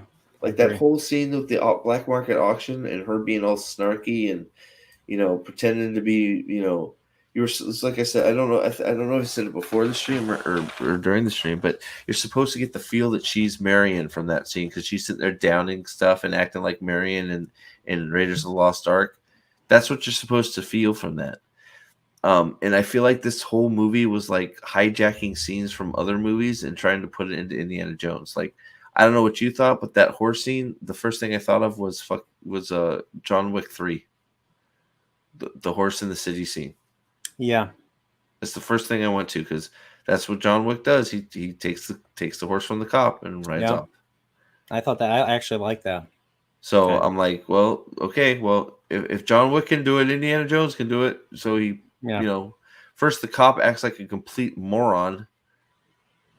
It's like, hey, they killed people, and the cop's like,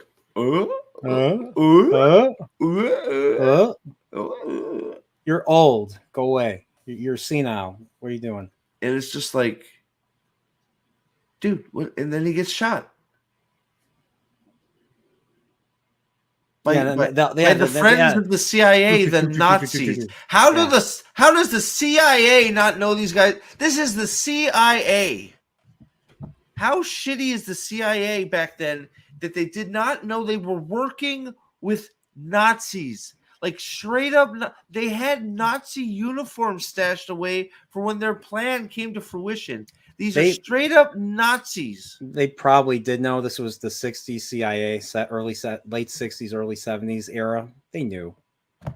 No, they didn't. You're giving them way too much credit. Foxy Cleopatra or whatever her fucking name was, the CIA agent, fucking is an idiot. Foxy Cleopatra. That's a good one. She had the fro. What are you doing, man? Why are you shooting that jive turkey? It's like, what the fuck is happening? What's happening? Like, shoot the guy. He just shot 2 American citizens. Shoot him in the head. Kill him. He's an asshole. Like, he's clearly gone over the line. You just look at him like,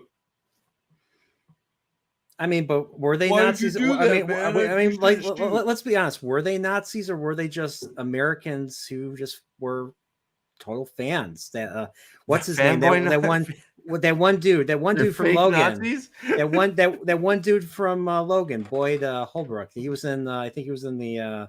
I forget what else he was in, but he's been in quite a few things with James Mangold. So I thought he was an American. And the 7-foot dude was an American too, I think, wasn't he? No, they were Nazis.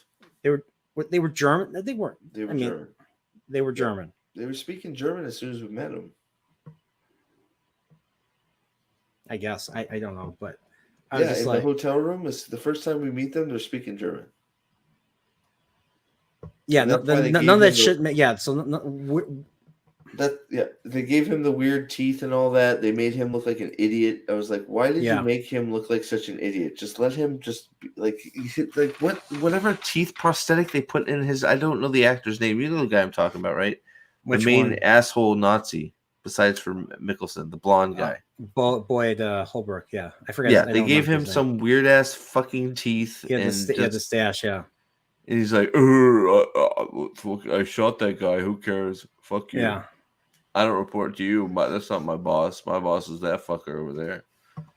Yeah. I was just like, it's like, why is there's nothing like there's not. Yeah. Like you don't understand. Like it's like a bunch of puzzle pieces that just are all over the place. Like nothing fits, nothing connects. Like you get it's like you nothing get the makes CIA sense. involved, right? It's just like right, nothing makes sense. The CIA is involved. Number one question: why? Why? You don't explain why. Do they care? Are they there? I mean, the only thing we know is that only thing we know about this Dr. I don't even know. Voller or whatever his name, Dr. Voller or whatever. He's supposed to be Dr. von Braun. He's supposed to he's one of the probably the many physicists or scientists, German Nazi scientists that the United States and the Soviet Union acquired after the war for. I mean, it's like so we do for the space race, the nuclear arms race. We totally trusted those guys with 100%, right? We didn't keep tabs on those guys and make sure they weren't doing some bullshit. look, they did a bunch of great stuff for the United States when they came over, but do you think that they didn't have fucking tabs on them the whole time? Of course they did. Absolutely, they did. I mean, it's like it would be ignorant to say that the freaking the scientific advantage we got from recruiting those people after the war was over put us leaps and bounds ahead, okay? But do you think we gave them free reign to do whatever the fuck they wanted? Absolutely Hell fucking not. no. They're Nazis. But no, we got Foxy Cleopatra over there going, hey, the president wants to see you. Let's go. You shouldn't be doing. Fuck the president. I'm going to Morocco. And she's like, you let them get away. Dude, the fucking, oh God, the fucking van scene, bro. They capture fucking, they get Indy. Yeah. And they put him in the van. This is right before the horse. And then the idiot, it's like, the idiot drives right into the parade. It's like, I gotta back up or something. Dude, how are you the only retard? And I'm sorry, I have to use the word retard here because it's just the most idiotic thing I've ever seen.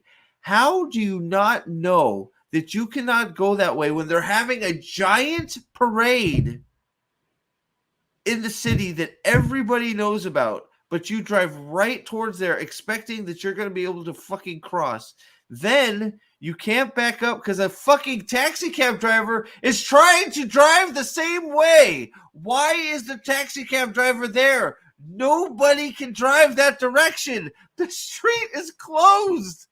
There is no reason for the cabbie to be behind him because where's the cabbie going? Into the parade. It's like, and it's not, and this is not just a little parade. This is a big. This is like a VE day. This is a huge parade. So you're telling me a New York cabbie doesn't know that? Or actually, no. I think it was a protest. Now that I think about it, I think that was a protest. It was a protest. Whatever. I mean, there's confetti and shit. There was floats and all kinds of shit. So I think part of it was a protest. Or no, the part where Indy was escaping, that was the protest. I think there was part protest, part parade. So I think the protest part was at the tail end. But my point is it's a New York cabbie. You don't think that cabbie knows every street backwards and forwards of that city. Absolutely. And knows for 100% fact that street is closed. So why is there a cabbie following the CIA vehicle so close that they run into it and can't back up out because they went down the wrong street? It's just some bullshit to get them stuck and get them out of the car so Indy can break free. It's like, why is the cabbies should not be there? You might as well have a boulder fall from the sky and be like, oh shit, that boulder fell from the sky. We can't go backwards. Like, that would make more sense than the cab. The piece of the building fell down. We can't go backwards. Let's take them out of the car with our guns and move them across the parade. They did that to give Indy. They I guess they could not think of a better idea to give a better way for Indy to escape. To slug Boyd Holbrook, get out of his restraints, and then take a horse and Foxy, man. And Foxy, they're about to shoot him off the horse, and Foxy stops him. Foxy needs to go back to CIA school because, like, they get out of the goddamn van and they all are grabbing him. She dead. Oh, she dead. But, like, there are these things called handcuffs, which they do know how to use because they use it later. We need to talk about that too because we haven't. We talked about it. Did we talk? Well, we talked. Not live. We talked about it. We talked about it briefly. But there's these things called handcuffs. Technically, Indy at this point is a fugitive because apparently they're going to pin him to murdering these people, which is completely ridiculous, but whatever. So you have handcuffs. You know, they're pretty good at keeping people from running off. So maybe you might think about handcuffing Indy to somebody if you have to get out of the truck. But no, we need him to escape. So screw the handcuffs. Now, speaking of handcuffs, not short round. Killing the big guy. So There's a 7-foot dude. There's a 7-foot, because every movie has a big Nazi dude. You had the big burly dude This guy's outside the plane in Raiders. Then you had the same stunt guy play the head cult dude in Temple of Doom. Same actor, just wearing a whole bunch of makeup. Same dude, same fight on the minecart. And then the third movie, who was the big dude in the third movie? It was was there one? I forget. I'm trying to remember. I know there now. was the tank scene, but I was a big burly dude. There was the tank. There was No, it wasn't. It was the weird the Nazi guy. That he wasn't big and burly. I don't think there was a big burly dude in the third one. There wasn't. Then he of was course that really hardcore German guy in Last Crusade that drove the tank around, and yeah, he had tried to crush him with the rock thing. Yeah, that's true. Okay, I don't think there was a big burly dude. It was him. No, okay, you might be right. There was. I'm not 100% sure. But okay, so there was no big, and then Crystal Skull had that big, the big Russian dude that. Maybe there is. I don't know.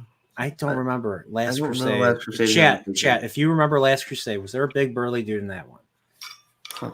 That's a good question. I think the funniest part of Last Crusade, just to kind of go off on a little tangent here, the Nazi dude, the one that's driving the tank. Remember the scene in the blimp, and he's the scene in the blimp. The Nazi dude goes up to tickets, and then everyone's like ticket. Didn't have his tickets. It's like tickets, and he's got that tight ass German suit on. It's like bursting in the suit. Didn't have his ticket. No ticket, and then ticket. See, that's funny. That's funny. Yeah, that's hey, I have my whip. Oh, everybody pull out their guns and then wait for Indy to dunk, and then everybody shoots them. It's just like and then everyone takes. They're like, and then they're like, and they're like cock, and he's like, and then he drops, and then they're just shooting the window. They shoot they're shooting the window for like why does everybody hate 2 to 3 seconds. What do people have against glass that they got to shoot it up, man? I mean, first it was the peripheral. First it was the legendary Akira, which is a great movie that you still need to watch. That there's a lot of broken glass there, but the peripheral destroyed glass. What else destroyed glass? Picard, I think. Didn't Picard destroy glass? Maybe a little. Probably bit. not. Probably not. They just drew a lot. They didn't have the budget. A lot of glass in here. They shot the shit out of it. Yeah, lots of glass. But sorry, go back to the big burly guy. But yeah, there was this movie had a big burly guy. I was like, who's going to fight this burly guy? It's not going to be Indy. When they took him hostage on the ship, I believe on Antonio Banderas' ship, he literally picks up Indy and seats him with his bare hands. Yeah. 7-foot guy, probably over 300 pounds, big dude. Who's going to fight this guy? And we find out it's the kid. It's the not short round that dispatches him. So he's handcuffed. So to keep the kid from getting away, he handcuffs the kid. Well, he escapes again, and they catch him again. So they catch him again, escaped like 4 times from these idiots. And so the big dude handcuffs. So he handcuffs the kid is handcuffed to the big dude, and the kid manages to knock the big dude off the bridge into the water, and they wash away. And they and I think right before that, he pickpockets the key. He pickpockets you get a close up on where the big guy puts it in his mouth. Well, it's like that's the other thing. Like you get this giant close up. It's like, dude, this guy is really a big giant moron because he takes the key. He's basically like, jingle, jingle, jingle. It's going in this pocket right here. It's like, holy shit! Could you be any more obvious that the kid's gonna steal it? But sorry, go ahead. And I'm surprised he didn't overpower the kid right away. The kid, then I didn't even see it. Like the kid was all of a sudden out of his handcuffs, and he handcuffs the dude to the grate. I'm like, yeah. So they fall in the water. So wait. So they fall in the water, right? Yeah. It's like this river in this cave, right? Yeah. So they're flowing down they're struggling under the water. The blah blah blah blah blah. The kid in the meantime, I guess, is unlocking his cuff. I never saw the cuff get unlocked. Did you? I didn't see it either. I'm like, So- when did this happen? So I didn't see him get uncuff himself, but somewhere in this he's uncuffed himself. Then we get to a grate that's supposed to be blocking off like objects, like it's supposed to be like a filter, I'm assuming, because it's a big grate that just happens to have a hole just the size of the kid to Yeah. fit through. Yeah, very convenient. Very convenient. It just there's a hole in it, just the perfect size for this kid. And then he takes the freaking handcuffs, locks the big dude to the. This is pretty good, all for a kid that can't swim. By the way, Yeah, remember, can't Yeah. swim. So he's being pretty agile underwater for a guy that can't swim. yeah. Locks the guy to the thing, and the last we see of the big guy is him going, "Arr, I can't get free." So he kills the big guy by drowning him because And he we freaking locked him didn't in. even see him die. I was expecting Nope. if this was a I mean I would have expected him, because being a big bad guy, I could believe him getting away or freeing himself and coming coming back, back, just coming Yeah, why- back. That would be. You don't see him die. That would have been cool. Like you're already into the unbelievable shit, right?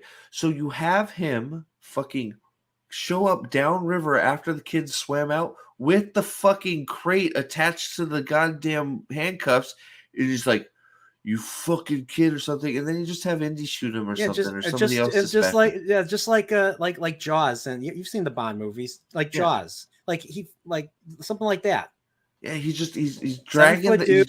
he's dragging the thing around. He's like, "You little shit," or something like that. And then Indy just comes up and is like, "Run, kid!" and then just, that shoots him. would have been the little Easter egg right there. Hey, and he's like, I'm gonna beat the crap out of you then, and then And he just goes, Harrison Ford's just like, you know, or something, right? I thought I mean, I that could've honestly been thought they were cool. gonna I thought they were gonna make that joke again, because we live in the age of, well, no, they fucked that joke. Callbacks never bad. They already fucked that up with the whip one. Yeah, Yeah, it's so that's- bad. They messed it up so bad.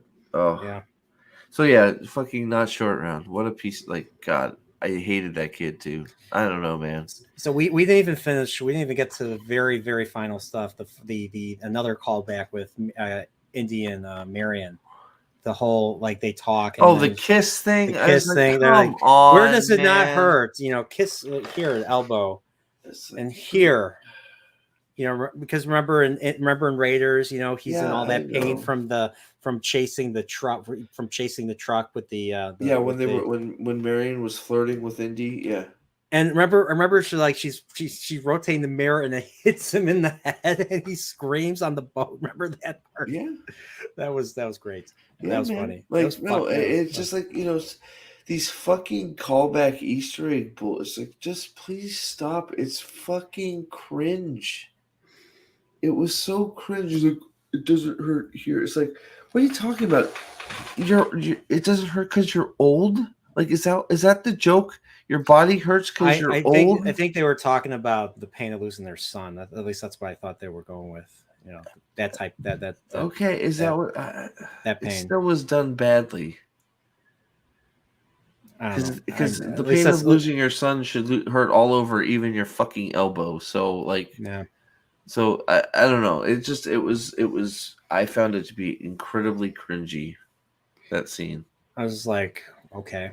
But And I do think we have. I know the rumors were floating around, and people said, like, I guess there was a leak somewhere that it was officially she was taking over the mantle of Indiana Jones in this. I don't know where that came from, to be honest. Do you? Because I didn't feel at the end of this she was like, "I'm Indiana Jones now. You can fuck off." I didn't get that anywhere. I remember there was like a big, like, somebody like James Mangold got into like argument with someone on Twitter about that. He's like, that's all bullshit and everything. So maybe Well, it seemed maybe like bullshit to me because I didn't. somebody leaked it and Like, so I think that was a bullshit leak because I didn't see it. I mean, hell, at the end of the goddamn movie, the last scene is him grabbing his hat. yeah, like you see the hat kind of just it's hanging there, and then he grabs it. I was like, Yeah, so okay. I don't see. I thought they said this was going to be I mean, Harrison Ford cannot do Indiana Jones. anymore. Like that, like I like he shouldn't even have done It was this one. over a long Like time this- ago. This movie honestly should not have been made. I don't. I mean, like this was not. I mean, this was just They this was missed they missed their opportunity with 4. 4 should have literally, like, and I'm not even The joking. fourth- 4 the- should have been short round, Yeah, taking over and being like the son he never had, and him taking over for Indy, and Indy being there in an advisory capacity to him. yeah. That's And what I look- think it should have been.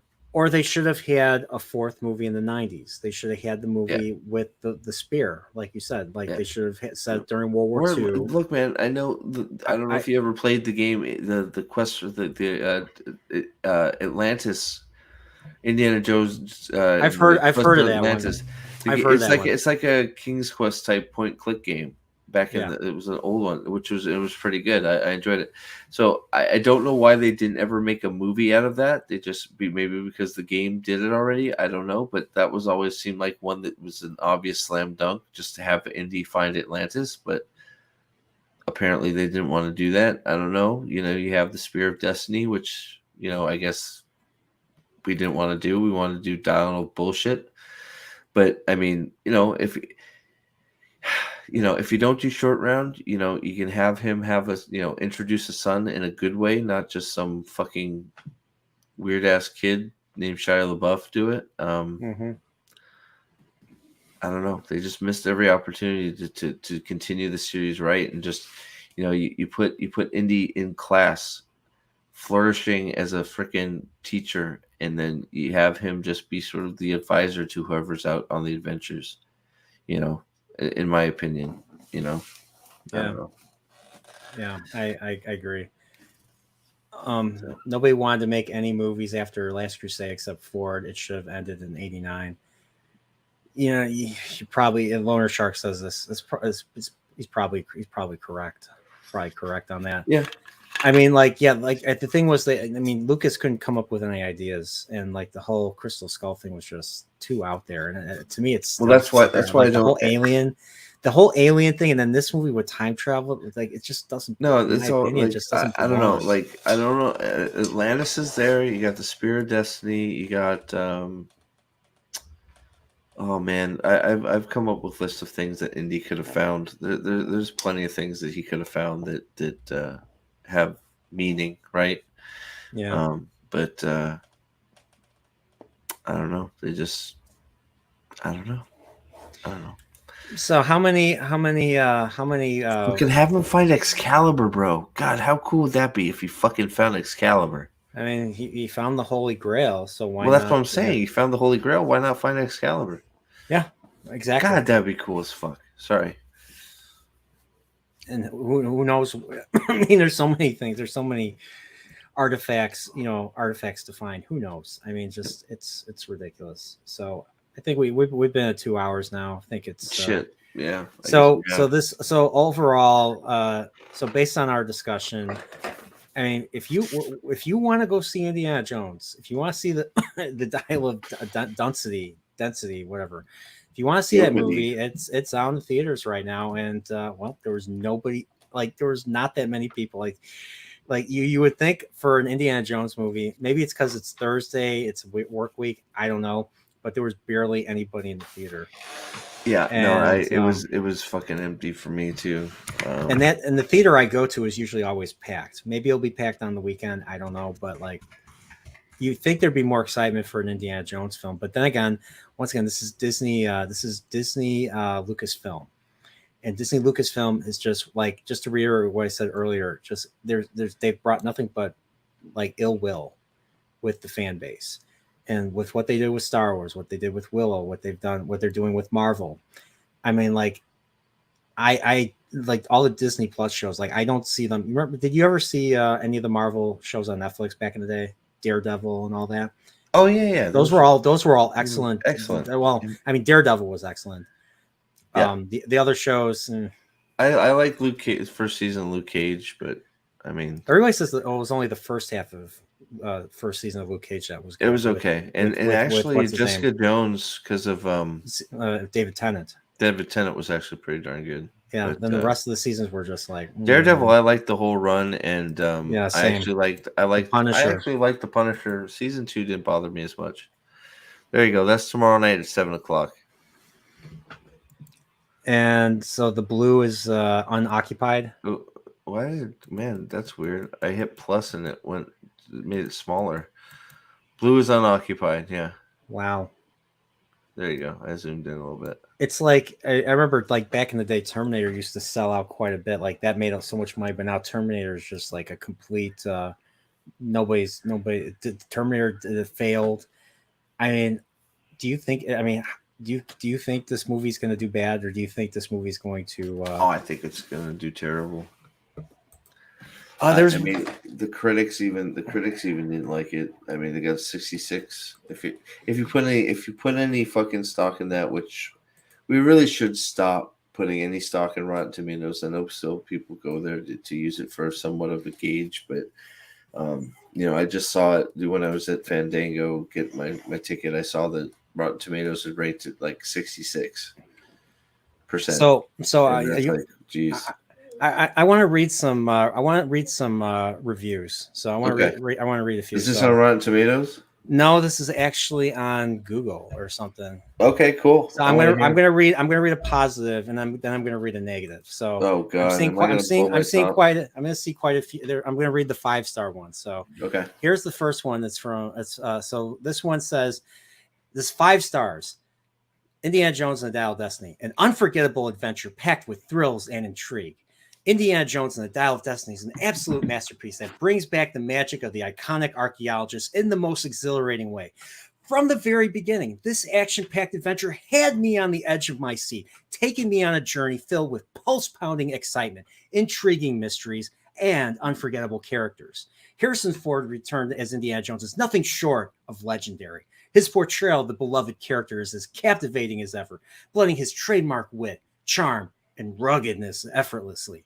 It's a testament to Ford's talent that he can effortlessly slip back into the role, reminding us why Indiana Jones is one of cinema's greatest heroes. No.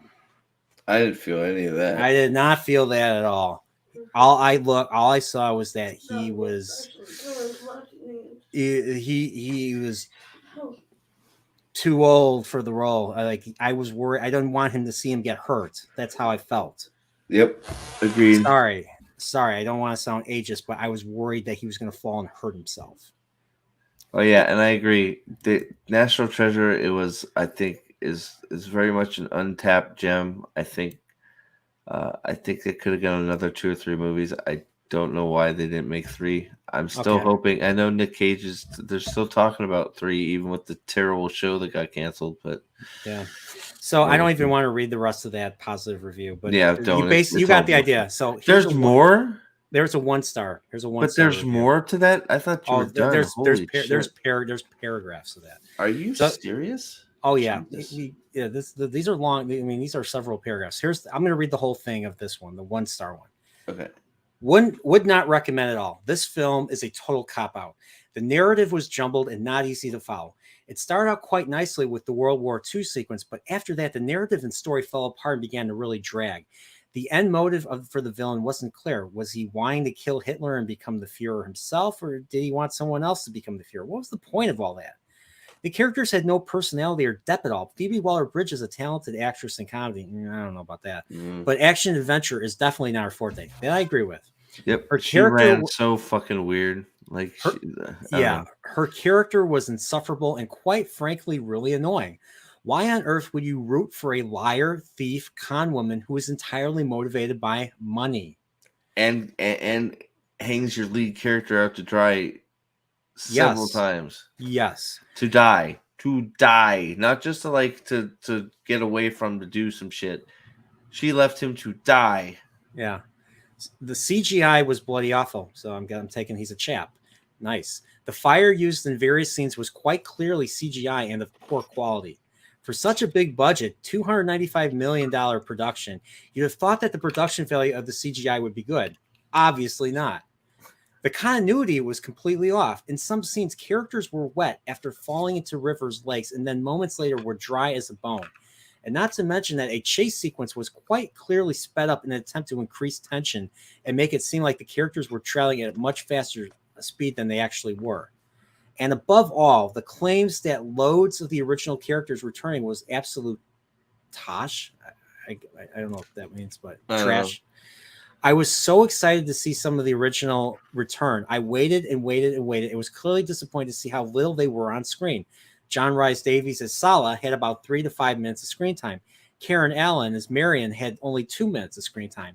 Antonio Banderas only had 5 minutes. Toby Shaw had 5 minutes, 5 to 8 minutes. These actors were criminally underused. And for what? Just to use their names in the credits to attract more viewers? Yeah. What a total mess this film is. It does absolutely zero magic, zero justice to the magic that Spielberg created. I can see why he resigned as director. The only redeeming factors are A, John Williams' return to compose the score. It was okay. I mean, hearing stuff from Raiders was okay. Yeah, it's fine. B, several of the original cast returned, even if disappointingly brief. C, Mads Mikkelsen was a fantastic choice for the villain and basically saved what little could be saved from this obvious cash grab of a film. What did you think of Mads Mikkelsen? I thought he was. Yeah. I like him in other stuff. I liked him in Casino Royale. This guy's supposed to be a genius and he's an idiot. Yeah, he just came off as I don't know. Like I was just like, why are these guys following him? Yeah, he came off as naive and just like his motivation's totally just weird. It's like I guess he wants to be in charge and he thought freaking Hitler was stupid so he could do better. Is that the motivation? So yeah. Hitler made all the mistakes. I know what all those mistakes are, and I'm going to get rid of him. And yeah, so it's like, just weird. Was he going to be the Fuhrer? I mean, like, yeah, we weren't clear on that. Whatever. But Lorna Shark has a question. He said, "Did you all talk about the scene with Karen Allen?" Yeah, we talked about here pain here. It doesn't hurt here. It doesn't hurt here, wherever. I had to avert my eyes during that final scene. I don't know. It didn't feel like it was earned. She just kind of shows up out of nowhere. I don't know. How about you? Yeah, no, it's just like she shows up with the groceries. I like, who is that? For a second I thought that was it's like why? What did Phoebe Waller-Bridge go and say, "Hey, Indy got shot"? It's like probably. I think now that I think about it, you might that might be the that might be the case. Why does that change anything? Why does that that's not why she they split up because they lost their son and Indy sort of turned off. I don't see Indy making any changes from where he was at the beginning of the freaking movie. He's the same guy still. He's still grieving his son. Mm-hmm. So what's changed that all of a sudden she shows up and like, are you back? It's like, why? Because they went on a stupid adventure? I don't know. You guys are old. Who cares? Like that's exactly the opposite of what you should want from him because he's old. He shouldn't be doing that shit. Yeah. It's just weird. Yeah. So I want to read another one. This is another 1-star review right here. Okay. Another total disaster for Lucasfilm using their by now tried and trusted formula of taking an aging hero, deconstruct and demean him. That's the only way a man's life can end. See, I talked about this. Like this is like it's like the only thing they know how to do, and use this basic formula to try and insert Kathleen Kennedy's wish fulfillment characters in a favorable juxtaposition.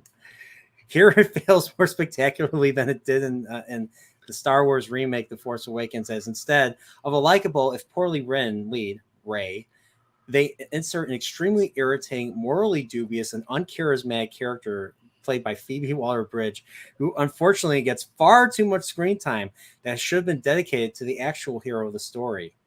Harrison Ford, who is past the age where he can play the role once again, lending credence to the argument that Indiana Jones should have ended with The Last Crusade. The plot relies on contrivances, coincidences, and poorly executed kickbacks to previous movies to drive the plot forward, including many action scenes that range from ludicrous to overly long, as indeed is the whole movie, who does nothing to justify the longest runtime of the series. Yes, this movie was 2.5 hours. It was long. Why are movies so freaking long if there's barely any substance to these movies? And Barely any substance. God, we felt it, man. I was just like, I was done. I was just so bored. And then like we wait, I always wait for the credits, and there was nothing, of course, but it was just like, oh my God, is it done yet? It just like scenes dragged on and on. That car scene was just forever, and it's just like, Yeah. It was too long. And Way then too long. yeah, and of course this is so including many action scenes that were ludicrous to overly long, as indeed is the whole movie does nothing to justify the longest runtime. Perhaps this is to ensure that there is time to throw in a few neo-Marxist lectures along the way, just in case people drift into the impression they are watching entertainment for a few minutes. Anything good? Yes, the opening sequence felt briefly like a proper Indiana Jones movie. Unfortunately, it didn't set the tone. So there you go. Yeah, I think that's probably about right. I mean, barely, like, and not the whole starting scene. We've talked about that. So there's a piece of the starting scene that was okay. So Loner Shark has a question. So if you guys have any questions, just write them in the chat. Do you think they wasted the 60-second setting? Absolutely. Yeah. Oh, 100%. Absolutely. Like I swear they could have done more with the space, with the space race and everything. It just felt like it. You didn't feel like that guy was supposed to be Dr. Von Braun of the what do you call it, of NASA, sending someone to the moon. Yeah, no, I think it was totally squandered. I think it was just like, let's get the Nazis in there and just. Yeah, they should have just made a 40s Indiana Jones fighting Nazis during World War II, going on missions for the U.S. government. Having to get behind enemy lines. I mean, what were the Nazis doing? They were accumulating stuff. They were accumulating looking for the Spear of Destiny or something behind enemy lines or something, exactly. or something, right? Yeah, like, Loner Shark says it right. Moonraker. I mean, that's how it starts. Is a train literally with relics headed for freaking Hitler. That's how the movie starts. Yeah. So just follow that thread, right? The item they think they have isn't what they think they have. Indy can put it back.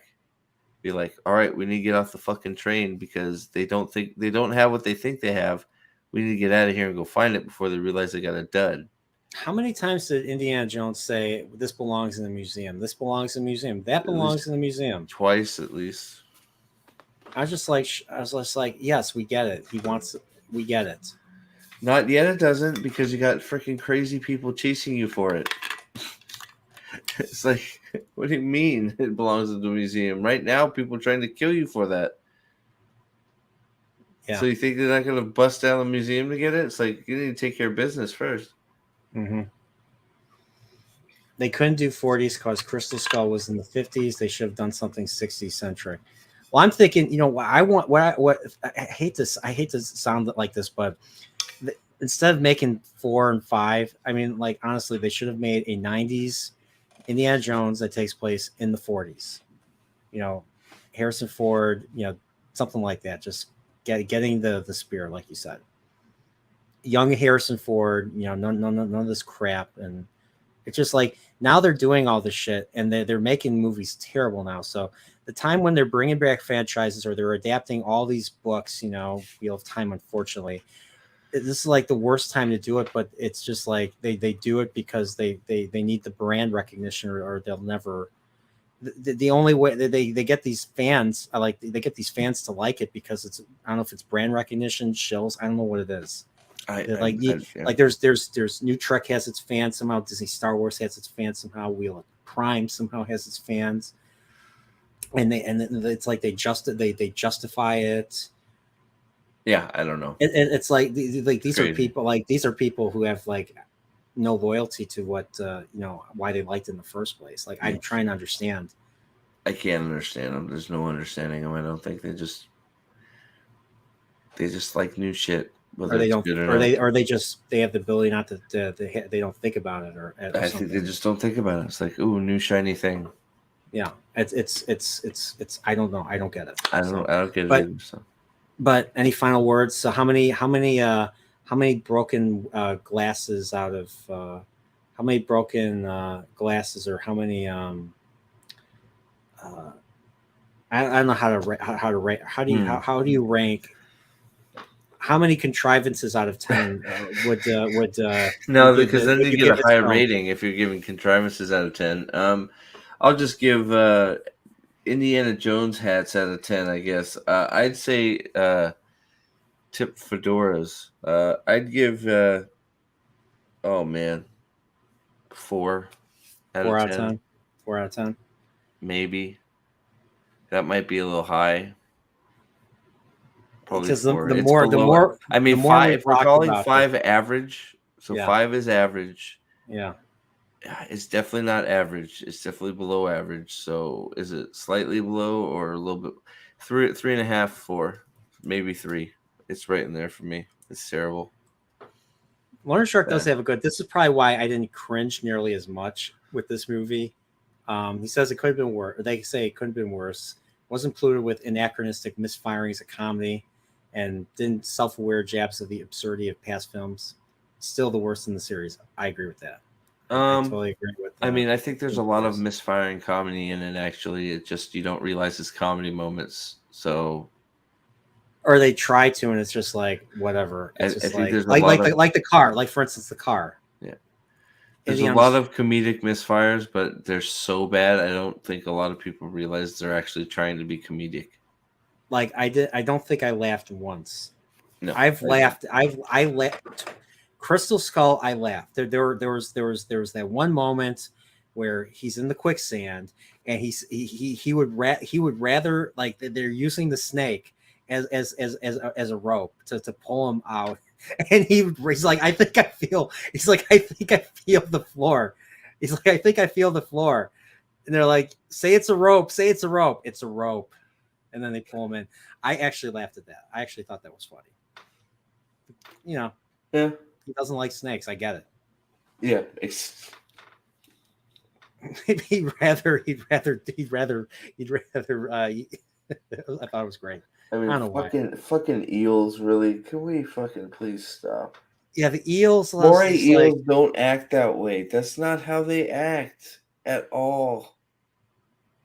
That's not how like eels act. I couldn't even see it. Like, could you see like that scene underwater? I couldn't see what was going on. Like, No, I couldn't either because the eels started swooshing out everywhere and shit. It's just like that's not how eels act at all. But who cares about who how cares? things work? Like was the eels supposed to be like the bugs and the snakes of this movie? Because Yeah. if that was that was disappointing.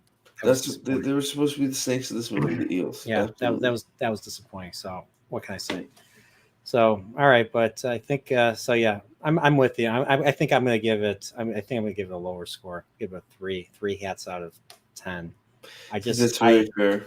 I didn't feel anything with this movie. It was, I can't believe I'm higher than you. I thought I was being too hard on it, so I'll say 3. I wanted to initially say 2, but I'm like, nah, I don't think that's fair. It's. I mean, I would I see this 3 again? No.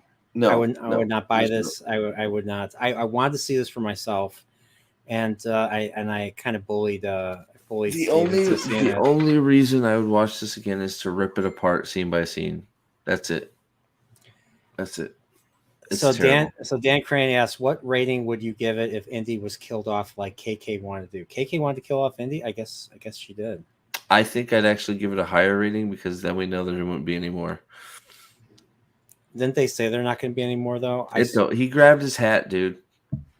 He grabbed his hat. They're not gonna make another Indiana Jones. There's no way. If it makes any money, they'll make another one. Not with him. Yeah, they will. Just if it makes any money, he'll make another one. He's gonna be 90 years old. Doesn't matter. Name any wins that Harrison Ford has had lately. Right. So if this is a win, he'll make another one. I think that's specifically why the hat scene is in there at the end, is to leave it open that he may do another one. Old Marion and old Indy go on an adventure. So I mean, compare this to The Force Awakens. What do you think is worse, this one or Force Awakens? This one by far. Okay. By far. even with them killing Han Solo the way they did. Yeah, by Mm. far. Okay, They killed Indy a few times in this. I forgot that's right too. He's just not dead. Yeah. True. So, all right. So, all right. But yeah, so that's our rating, and it's 2.5 hours, and this is getting painful, and we're both tired. And Yeah, I'm getting tired. I gotta go to So- work at 6 in the morning. So okay. So, Steve, yeah, if anything you want to promote, anything you want to plug? Just doing my thing. Got a few streams, few videos up. Just go check it out. More to come when I get time. But yeah, thanks for all the support lately, and thanks for having me. Fuck this movie, and if you're curious, watch it, I guess. But there's not much. It's not Indiana Jones, that's for sure. It's some warped piece of poop. Yeah, true. But ranking for the whole series, well, if you take out the whole series, I think of is 1 through 3. So I give that a 9. Four, So- four, so- 4 and 5. I don't acknowledge those to be actually Indiana Jones movies. So 1 through 3, I give a 9. So my favorites, best one is Raiders, then Last Crusade, then Temple of Doom, then Crystal Skull, and then I don't think there's any more movies. I don't even count Crystal Skull. So Okay, fine. how would I rank them? I'd say Last Crusade. I think Last Crusade. For me, Last Crusade. Raiders. and then Temple of Doom for me. Yeah. So that's it. So, That doesn't mean that I don't enjoy me some Temple of Doom though. So true. Yep. All right. So other than with me, I mean, I might. I want to do a chill stream. I mean, I originally wanted to do a chill stream with Steve, and then I talked to him. I called him, and I was like, you know what? We were talking about like what to talk about, and they were like, oh, Indiana Jones comes out. You want to talk about it? And then I was like, hey, let's go see the film. And Steve is like, I don't know. I was like, yeah, let's do it. He's like, fuck you, man. Okay, let's go do it. He's like, fuck you, we're gonna do it. So there you go. Yeah. And well, he saw it. Steve saw it, and I don't think he's ever gonna forgive me for that. I don't know. Maybe I'll do a review for the channel, but it might just be all profanity for 5 minutes. I don't know. So as long as the chat's really chat really enjoyed the show. Hey, you guys are awesome too. Thank you for. I always appreciate the questions and the activity. Loner Shark, you some great comments tonight, along with Dan Crane, and there was somebody else that was having Loner Shark was Loner Shark, and then Dan Crane. There's somebody else in here that was doing some. Brian's throughout some good ones, but I feel like I'm missing. So Donnie was here too. Gosh, where was it? Trip as always. There's Krista the donut monger. But chat, well, you guys were great tonight. If I miss you, I'm sorry, but thank you. Whoever's here the whole time, and well, anybody that's came by, thank you for doing this. It was a lot of fun, and so this is the end for Indiana Jones. I don't plan to see any more Indiana Jones. I hope not. This was just, I had to see this for myself, kind of like I had to see Picard season 3 for myself. Yes, it's an illness. I'll work on it. I'll figure it out eventually. It's something that it's I guess the reason why I decided to go see this was I knew it wasn't going to be good because of, who the people who are involved with the production. And it's my way of just kind of letting go and saying goodbye. Ultimately, there was the curiosity part, but I wanted to see what they were going to do with the, if they were going to really do the pass the torch thing, kill him, or just have him do something. Which I have to say, I didn't see that part. I didn't see the handing over to Fiala Ridge. I know was the big leak or whatever. I didn't see it. I didn't see the whole, Indiana Jones handing over the reins to her shit. I didn't see that. So I don't know if you did. I didn't. So I didn't see the handing over the reins and her taking over stuff at all. So I don't know where that comes from. Oh, I don't know either. So, oh well. All right, guys. It's been fun. And well, once again, moment of silence for the end. Well, people would say it ended in '89, but the end, Indiana Jones franchise, because it's gone. Bum, bum, bum. Dun, dun, dun. And he's dead.